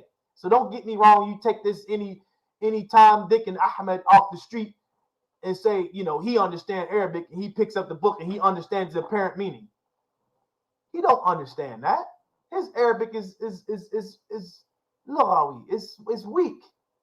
You don't understand that. He might be able to read it from an Arab standpoint, but he can't understand it on the Fusha standpoint. Right? But anyway, Tafweed. Tafweed is leaving the meanings of verses according to how Allah understood them to be. That's Tafweed. Tafweed is not negating any attributes. Tafweed is not denying attributes. Tafweed is not interpreting attributes. Tafweed is not interpreting anything. Tafweed is leaving it as is and say, I believe in that.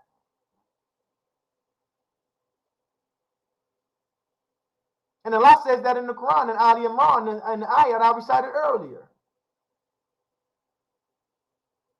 He says that in the Quran. That's Tafweed in the Quran. Take the apparent meaning, brother and sisters. For anyone that thinks you should take the apparent meaning.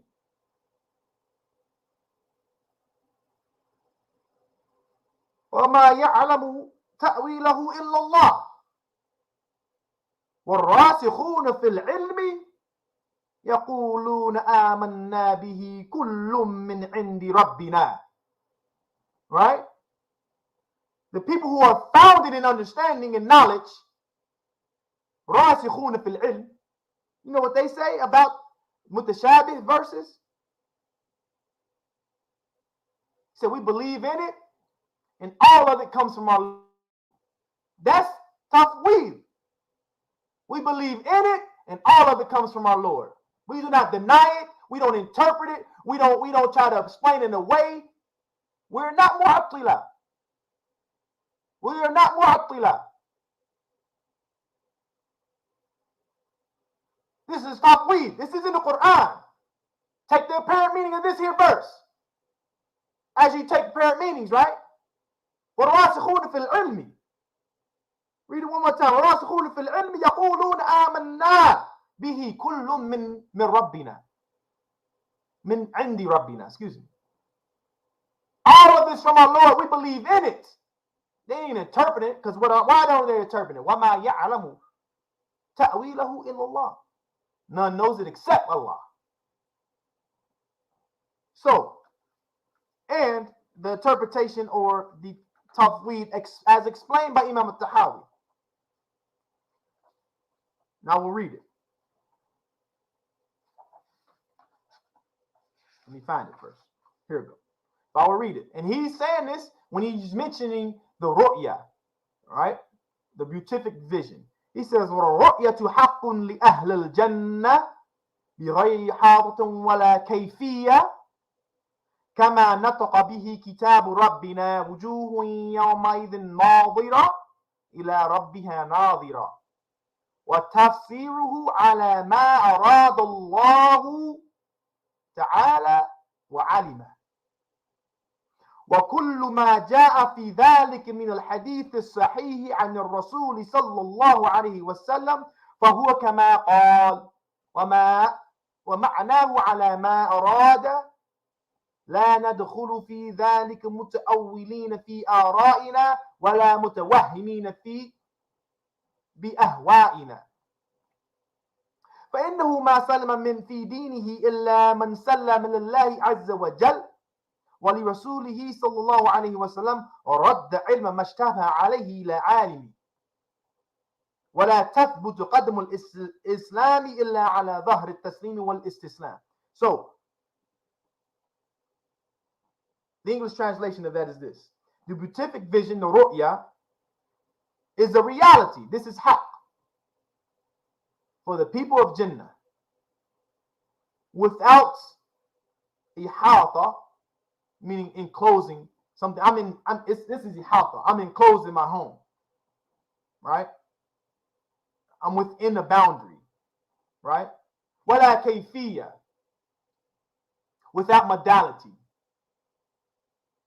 Right? There's no how to it. Right? كما نطق به كتاب ربنا. And then he recites the verse. As Allah says in the Quran, some faces will be aglow that day gazing at their Lord. What is it? Take the apparent meaning of that. How do we take the apparent meaning of that verse? Our faces will be glowing looking at our Lord. Right? For a human being, our understanding is in time and in space. For a human being, our understanding is in time and in space. Right? Without space, you have no time. Without time, you have no space. Because what is time? What is time? Time is the travel from point A to point B. If there's no point A and there's no point B, there's no such thing as time. Because you can be in point A and point B at the same time. Right? Science, just physics. We are in time and space. These two things are created. Right? Allah is not created.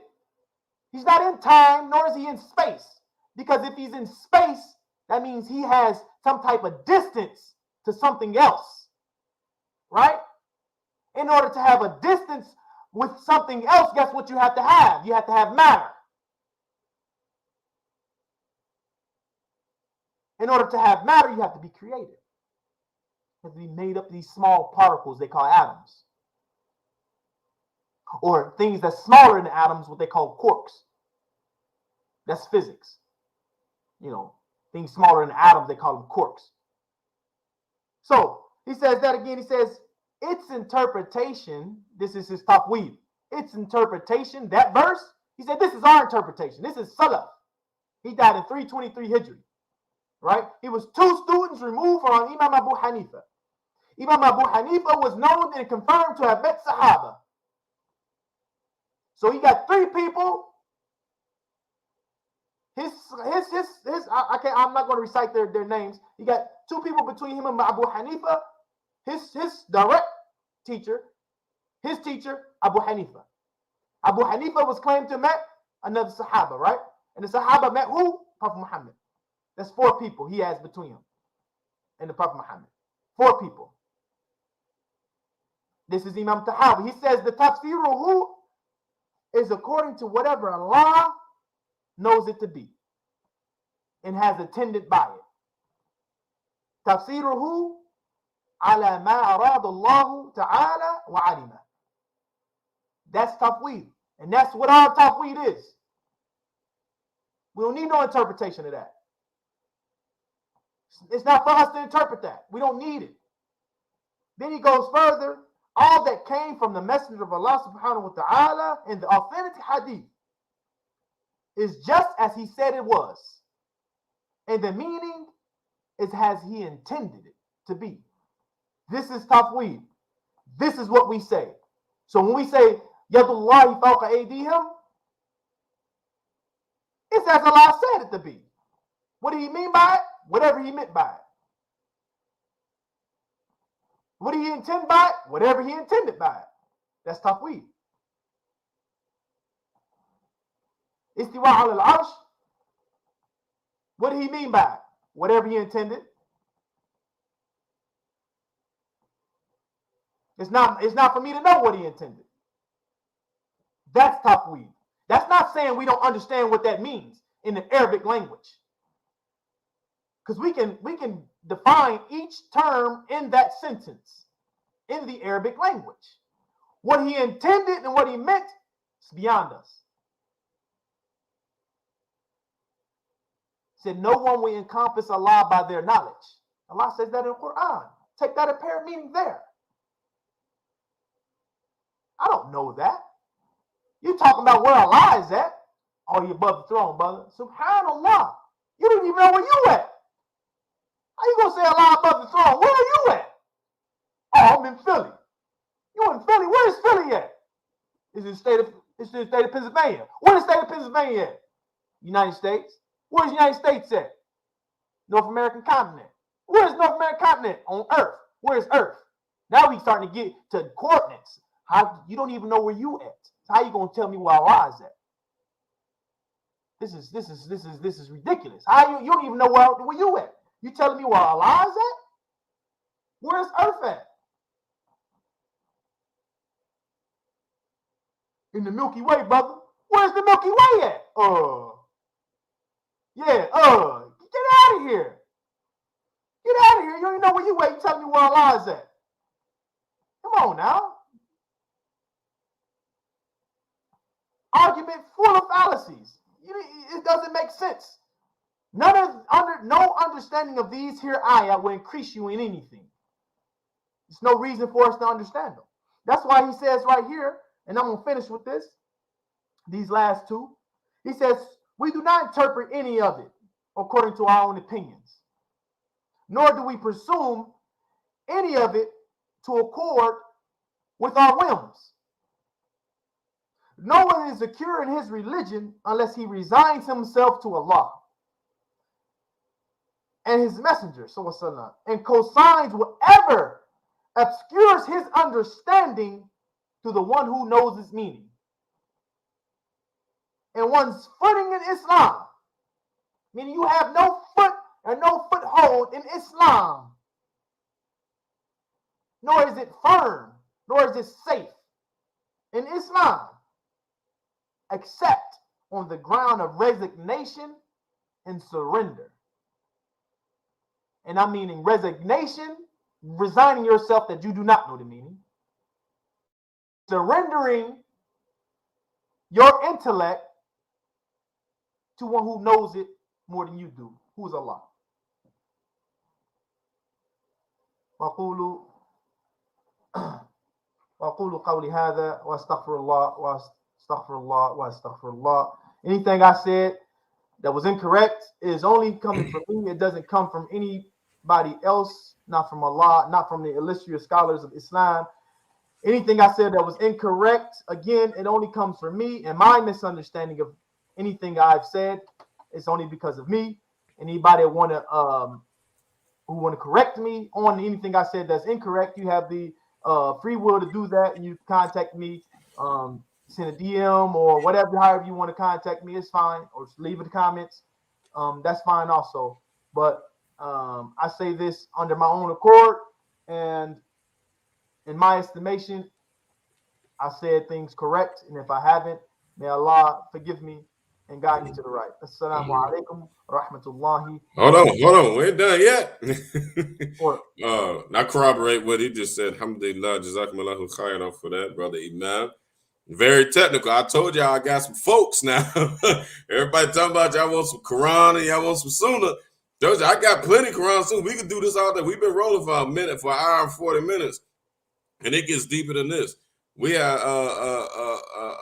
amongst our group, the admins in this group, Imam Abu Muhammad, Imam Saleh, Ustad / Imam Saleh, the Talib / Ustad Abu Isa, Imam Jomo, the Talib / Ustad Jomo Williams. I'm forgetting Amir Khalil. Of course, y'all know Imam Malik Robinson. We got some heavy hitters. We got some guys that can talk to you.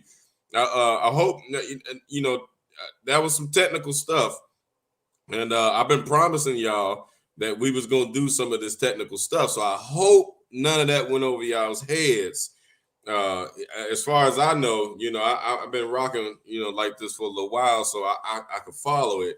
But I hope, alhamdulillah, I hope inshallah that y'all can follow that. That's technical stuff. The brother went from my forget going to the tafsir. Let's go to tafsir ibn Kathir, tafsir al-Tabari, tafsir. Forget all of that. He just from a simplistic linguistic understanding. This is wrong. And then alhamdulillah, he fused in this flawed logic with other statements. To corroborate that. He brought other, like he said, if you take this apparent meaning business, this fake usul of apparent meaning, then like he said, Allah subhanahu wa ta'ala told, who was it, Musa? To go to the Qarya? Yeah, to go to the Qarya and talk and ask the people, like what? Like you serious? And from that he's talking about Ahl, the people of the town. He ain't talking about the town, because you can't ask the town. It's impossible. the metaphorical aspects of this exist, of this deen exists. I read also in a book from Imam Ghazali, rahimahullah, regarding this matter. He said that Allah subhanahu wa ta'ala said, we sent down cows to you from the sky for your benefit. If you take this flawed, silly logic of taking an apparent meaning, do you think at that moment is there any hadith that cows just started raining out of the sky? There's no hadith of this. And if that happened, the hadith would be mutawatir. Come on, y'all. Give us a break. So hopefully we touched on that. We definitely will not do a service to this topic. This is going to be an ongoing thing, inshallah ta'ala. And inshallah, the other brothers and the other imams, the other serious students of knowledge that's a part of this group and part of this effort, we'll contribute and continue to try to convey the proper understanding of the Ahlul Sunnah wal Jama'ah. Don't forget that wal Jama'ah. The scholars put that on there for a reason. The minority joints, they don't read. But there's one question for you. I know one brother, it's a question, it's facetious. It's a facetious statement. The brother, I'm sorry, I can't pronounce your name, brother. Ajbini. I know I can say Abdul Fattah Tajuddin. So Abdul Fattah Tajuddin. He thanks for your participation, brother.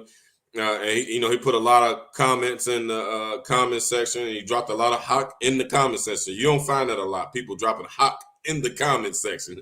Most of the time, it's some copy and paste jargon. Now he did. He posted a pseudo question. It's really a facetious statement. He said, "Can Salafis show us evidence at least 5 mujaddid, or maybe he meant mujtahid, who came after the Salafi Saleh, who followed the Wahhabi / Salafi, bigot, Walafi doctrines and beliefs, who lived outside of the four Islamic Sunni madhabs? And the honest answer to that is absolutely not. I try to drive these points in a lot of my videos is when they say you follow Quran and Sunnah according to the way of Salaf, then you calling yourself a mujtahid. You can look at the Quran, you can look at the Sunnah, all of the millions of hadiths, all of the millions of chains of narration, and you at the power of your app on your phone can clarify issues issues that are not that are not clear per the Quran and Sunnah. You can do this with your Sahih Bukhari app on your phone. So no, we obviously know that the answer to that is no. They don't have their own imams. They don't have their own mujtahideen to follow and to even argue or to even put in on this conversation. They got to get in line with everybody else, and they way at the back. Matter of fact, they not even in the line. We are inviting the Salafi brothers and sisters to get in line. Get in line with the Sirat al-Mustaqim and the Ahl Sunnah wal Jama'ah. There's a question for you too, Imam Nadir. You want to read it? Here, I'll just put it there. This good brother, this is a friend of mine, Farouk Thomas. There's a question for you. This one that's on the screen? Yeah. Can you see it? I was asking about the brother. I came in.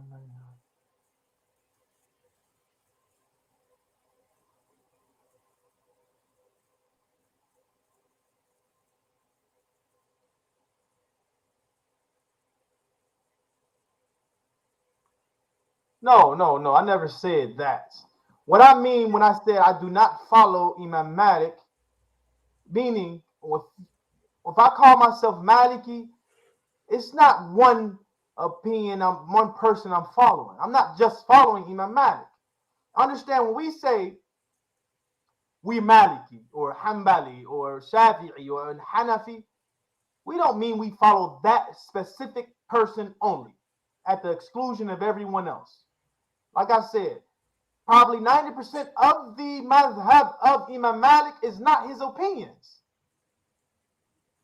It's the madhab of Umar. It's the madhab of a collection of scholars that came before Imam Malik, came during Imam Malik, and was there after Imam Malik, and they all contributed to this school. Meaning, what are we talking about when we say school or madhab? We talking about one person? No. He was just the main figurehead of that school. You have the fuqaha of Medina.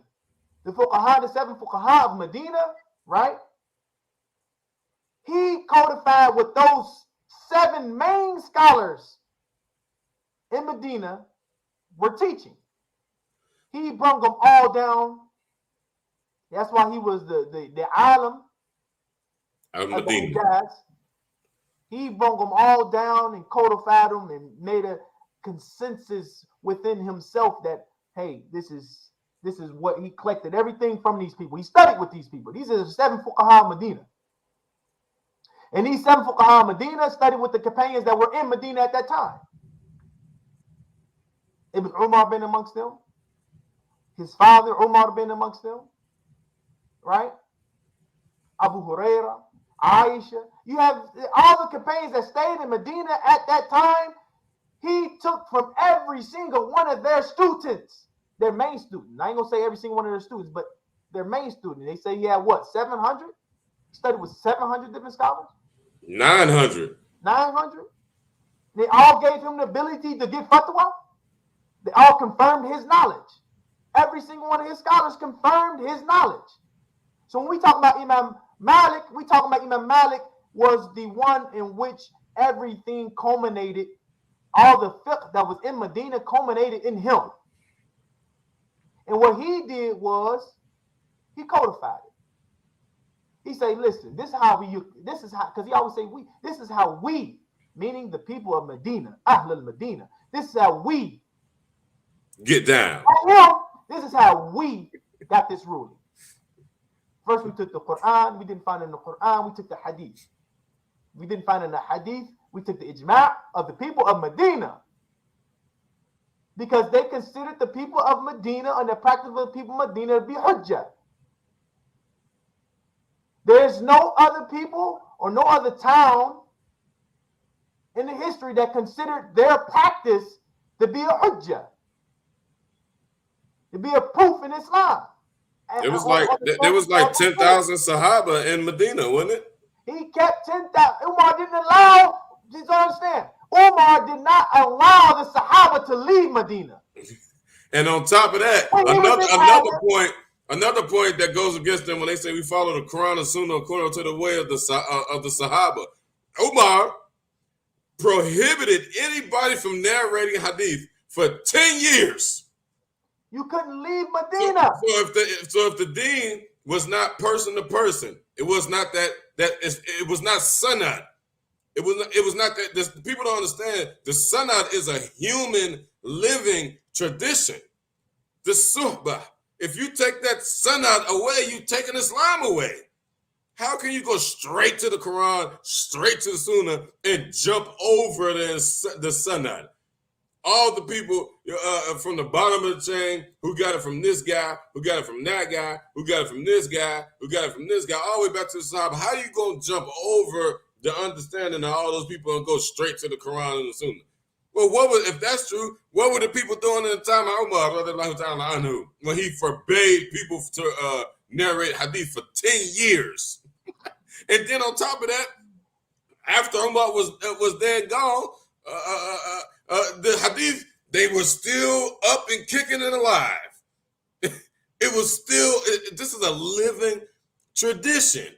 I talked to Sheikh Rami today, and I asked him about, I was like, man, I basically told him, like, man, we got hung out to dry with these Salafi cats because, how come Imam Malik didn't just put a book of Aqidah together and just squash it?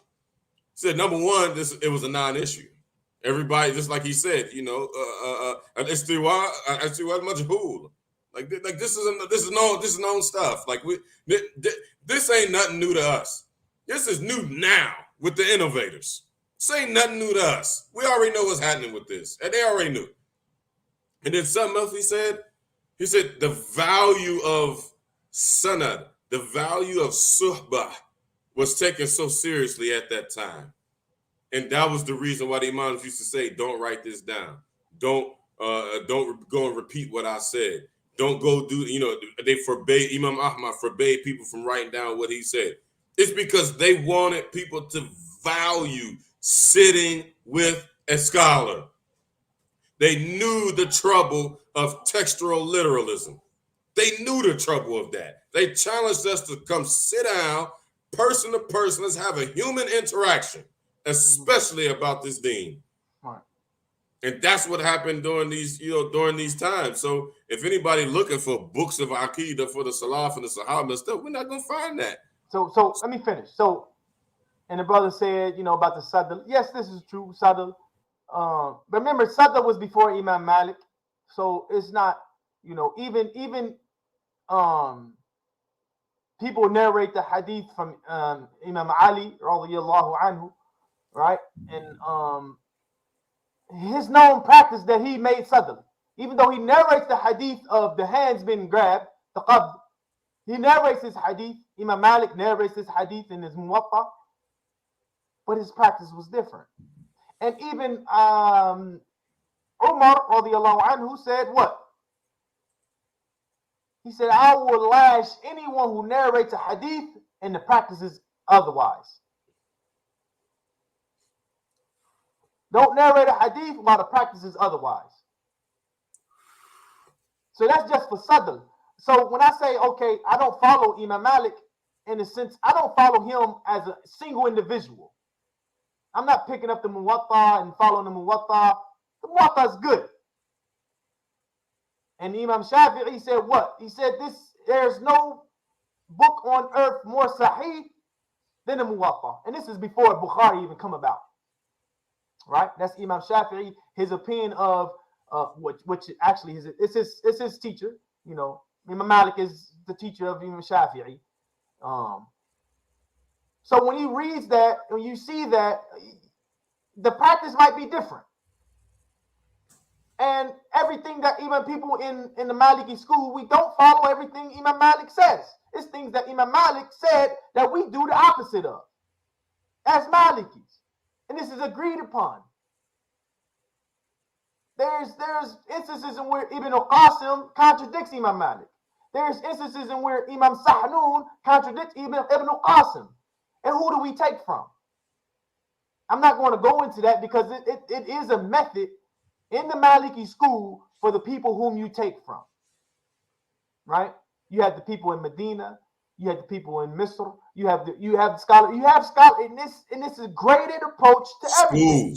Schools. This is within the Maliki school, you have different people you take from. You have actually groups of people. You have Asbab. You have Wahab and Wahab. You have what's his name? It's escaping me right now. It's escaping me. Subhanallah.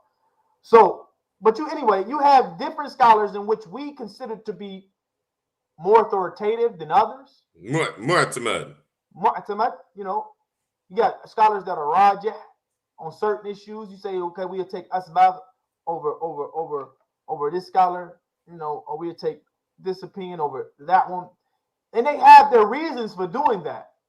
Maybe we get into that, but right now we ain't there. That's something deeper. But anyway, and this is not just for the Maliki school. Anyone who calls themselves a Hanafi don't follow everything Abu Hanifa put out. Every opinion is not Abu Hanifa's opinion in the Hanafi school. You have Zufar. You have Abu Yusuf, who is considered to be a mujtahid of his own, mujtahid mutlaq on his own. Imam Muhammad al-Shaybani, he was considered to be mujtahid mutlaq on his own. He also studied with Imam Malik. It actually has a chain of narration from him. He's a Maliki. A Hanafi. He studied with Imam Malik after Abu Hanifa died. He went to Imam Malik, studied with him. Actually, he's one of the main transmitters of the Muwatta. He is one of the main transmitters of the Muwatta. He's a Hanafi, but he was also a mujtahid mutlaq. He could have made his own rulings. He could have used his own principles for extracting rulings from the Quran and the Hadith, but he didn't. He didn't see no need to. He didn't see any need to. For nowadays, people see some type of need to get in the Quran and the Hadith on their own and start interpreting things when they don't even have a smidgen of knowledge of one of these mutlaq, these mujtahid mutlaq back in that time. You don't even have that. It's another question. Arabic and you want to open up your mouth about Quran and Sunnah. You can't even read the Arabic in the Quran. How do you want to go back to the Quran and Sunnah? You can't read Arabic. Come on, subhanallah. It's simple math, brother. You can't read Arabic. How are you going to the Quran and Sunnah? So obviously you making taqleed of whoever translated that. That's taqleed.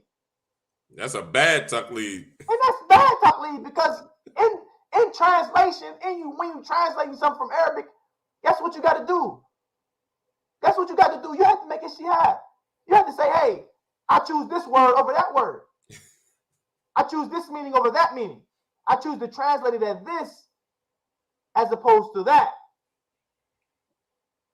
When you're translating something, you have to take an opinionated approach to some of these translations. So if I translate it as this word and that word, some other people might not translate it as that. But you telling me that you want to go back to the Quran and Sunnah, but you still relying on you sit here relying on translations. It's preposterous. It's preposterous. And Umar radiallahu anhu said what? Do not open up your mouth about the Quran unless you are a scholar in the Arabic language. La ilaha illallah. You're not even reaching the student's level of Arabic language. You want to open up your mouth about what's in the Quran and what's in the Hadith. Subhanallah. I don't open my mouth. Don't take this as saying that I open my mouth interpreting the Quran and Hadith. I don't. We're saying what has been said. I'm just a conduit. I'm just passing information. I am not. Let me tell you this again. I am not a scholar of the Arabic language. I am a pass-through. I know some things that I can, okay, I know these things and I can formulate into an understanding of people who don't know. That's it. I'm a conduit. I am not a scholar of the Arabic language. Have I studied the Arabic language? Yes. With multiple people. That's all I'm saying. So he says, what are the Mu'tamad books to return to for fatwa and the Maliki school? Good question. On the elementary level, we have a few, and you have some other brothers that can give, because again, there's different strands. In different lands, you might have different books. But some of the main books, because different lands might have different books. So you have the ones that come out of the Danfodio, they have their books and they're good. So for instance, how I came through the Mu'tamad books will be Akhdari. This is a Mauritanian book, Akhdari. You have Ashmawiya. These are elementary books again. You have the Risala. These are elementary books again. Don't think, but these are for fatwa in the realms of fiqh. So when you want fiqh books, you want a fatwa concerning some type of action or practice of worship or action or practice in business or contracts or whatever, you will go to books such as the Risala of Ibn Abi Zayd al-Qayrawani. You will go back to Akhdari book. You will go back to Murshid al-Mu'in of Ibn Ashir. You will go back to the Siraj al-Salik. You will go back to the Khalil. Khalil will be one of the bigger books. But these are considered to be what? These are considered to be mukhtasarat. These are not what they consider to be mutawwilat. The mutawwilat books are the bigger books for the scholars.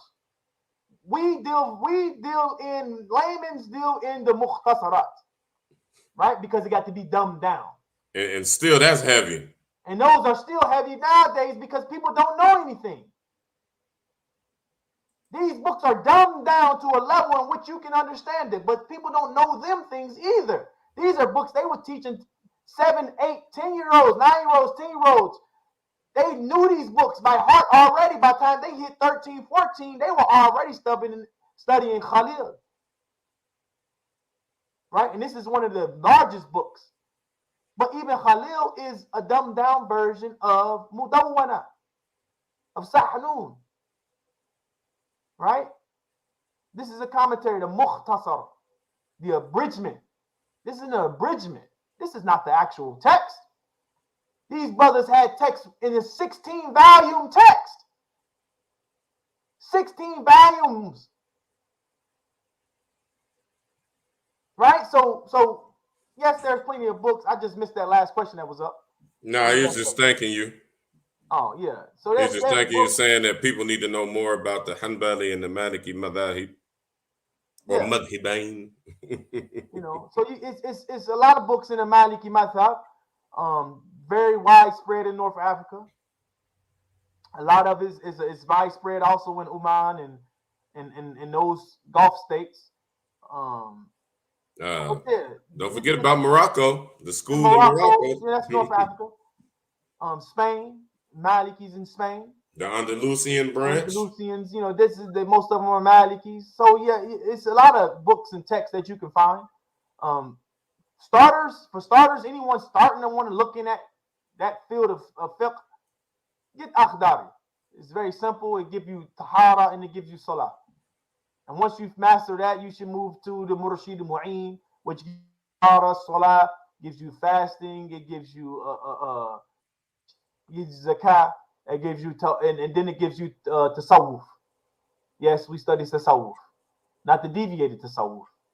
Actual we don't twerk. Actual tazkiyah. We don't twerk the dhikr. Right? This is actual tazkiyah. This is not we singing songs or anything like that. This is actually purification of your heart and your soul. Right. This is recognizing ills and different types of disabilities within the hearts and the personalities of people and correcting those things. The diseases, the sicknesses that we have, such as riyah, such as backbiting, fakhr, trying to be seen. All these things they can be They can be worked out through tasawwuf. So this, we're gonna take this last one and then shut it down, inshallah. We've been going for 2 hours. But Ahmad Suyuti, he said, so are there different curriculums for the Malikis in Egypt, Mauritania, Morocco, or is there a unified book list? So that's a very, very good question. Just like he said before, like you have a branch so this is how it looked. You had like when the time of Imam Malik and also with the other 3 imams, in the time of Imam Malik, you had people who heard about him all over the Muslim world. Then they would make camps and travel and go sit with Imam Malik. So not only was Imam Malik the Imam of the Hijaz, he was the Imam of the whole world. Everybody from all over the known Muslim world used to come and sit down and listen to his dars. So you had people who came from, like he said, Spain. You had people that came from West and North Africa, some parts of East Africa, some parts of the sub-Saharan, and of course, the brothers from Southern Africa, I guess you can call it Nigeria, that whole area. What's that right next to Nigeria? What is that? Kenya, the Kenya region, they're Malikis. So we have ancestry that did that. They went to Imam Malik from all over the world. There's a famous story that somebody came from like West Africa, and they asked Imam Malik like 40 something questions, and he said, I came to see the scholar of Medina, and you told me you don't know about 40 different questions. What do you expect me to go back to my people and tell my people? And he said, go back and tell your people that Imam Malik didn't know. He said, I don't know. So this is some evidence to show that people from all over the world came. So said that to say, from all those, so people learned the usul of the Maliki madhab, all these different companions from those time periods, and they came and kind of set up curriculums in their own region. So the Nigerian brothers have a very similar curriculum to what we are accustomed to. We come through the Mauritanian branch. The Mauritanians was, they were real consistent going back and forth to go see Imam Malik. So we have a curriculum. We have shuyukh, and it's the usul. And the books are produced out of the usul of the madhab. Just like the Andalusian. I have a sheikh now that I'm studying usul with. And the sheikh actually shared, I told him, I don't know much about the European or the Spanish branch of the Maliki madhab. And I was like, can you tell me more about it? And he was like, yeah. And he actually gave me the sanad. So there's a sanad from the Andalusian or the European branch of the Maliki madhab, and they have books that they produce out of those same foundational principles. So most of the books, like he just mentioned, are pretty much standard, but you do have some other less popular texts that came out of these branches of usul. There's another brother said, okay, y'all ready to close? And I was just getting back. Oh, subhanAllah, he just came back from Fajr. Yeah, we do this just about every day. Good brother, the brother in Egypt. What's your name? He said, Tilka Hayatu Shab. Okay, so that is the life of the youngsters. This is the life of the youngsters. That's your name. He said, if I may, could you guys send me references on books that could help me in my journey through knowledge? Absolutely. Imam Nadir, he already said he'll get you together, inshallah. So y'all talk. Ahmad Suyuti says, so could I request a book list of the Mauritanian structure that is used? You got them? Huh? You got them? The book list? Yeah, I guess. Yeah, Tilka Hayatu Shab and Ahmad Suyuti.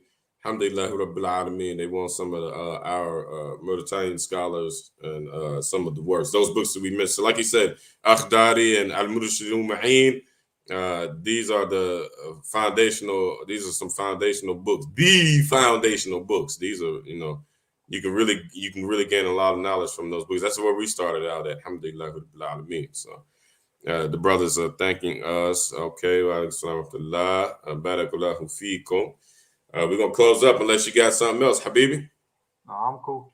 All right. Well, I appreciate y'all for tuning in. As the brother said, if we say anything wrong or we slipped in the tongue, sometimes we be talking fast trying to make this stuff as small as possible. And I'm sorry, y'all. This went 2 hours, but we can't. We're not Salafis. We're not copy and pasters. we can't.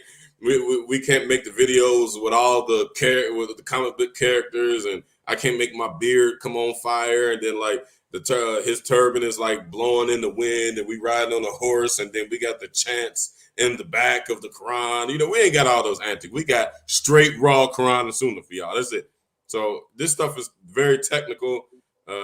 These are conversations that have to be had nowadays because the Muslim world is just in a frenzy. So sorry we got kind of long-winded, y'all. We're gonna try to work on that. But what else better than this is dhikr. This is dhikr. Like Allah subhanahu wa ta'ala said, أَفَلَا يَتَدَبَّرُونَ الْقُرْآنَ أَمْ عَلَىٰ قُلُوبِهِمْ أَقْفَالُهَا. What's wrong with y'all that y'all don't do dhikr? Or if you're not doing dhikr, is there a lock on your heart? So this dhikr. Sometimes it can kind of drown you out, but I warned y'all in some of the shorter videos that this stuff it gets real. Thanks for everybody who shared it. If y'all don't mind, please share this stuff because we need to spread the haqq of the Ahl Sunnah wal Jama'ah. Not that we are the standard bearers of that, but we doing our part. So if y'all if y'all feeling how we just put this down, and we're trying to break it down into layman's terms because not everybody in the whole world nowadays have access to shuyukh.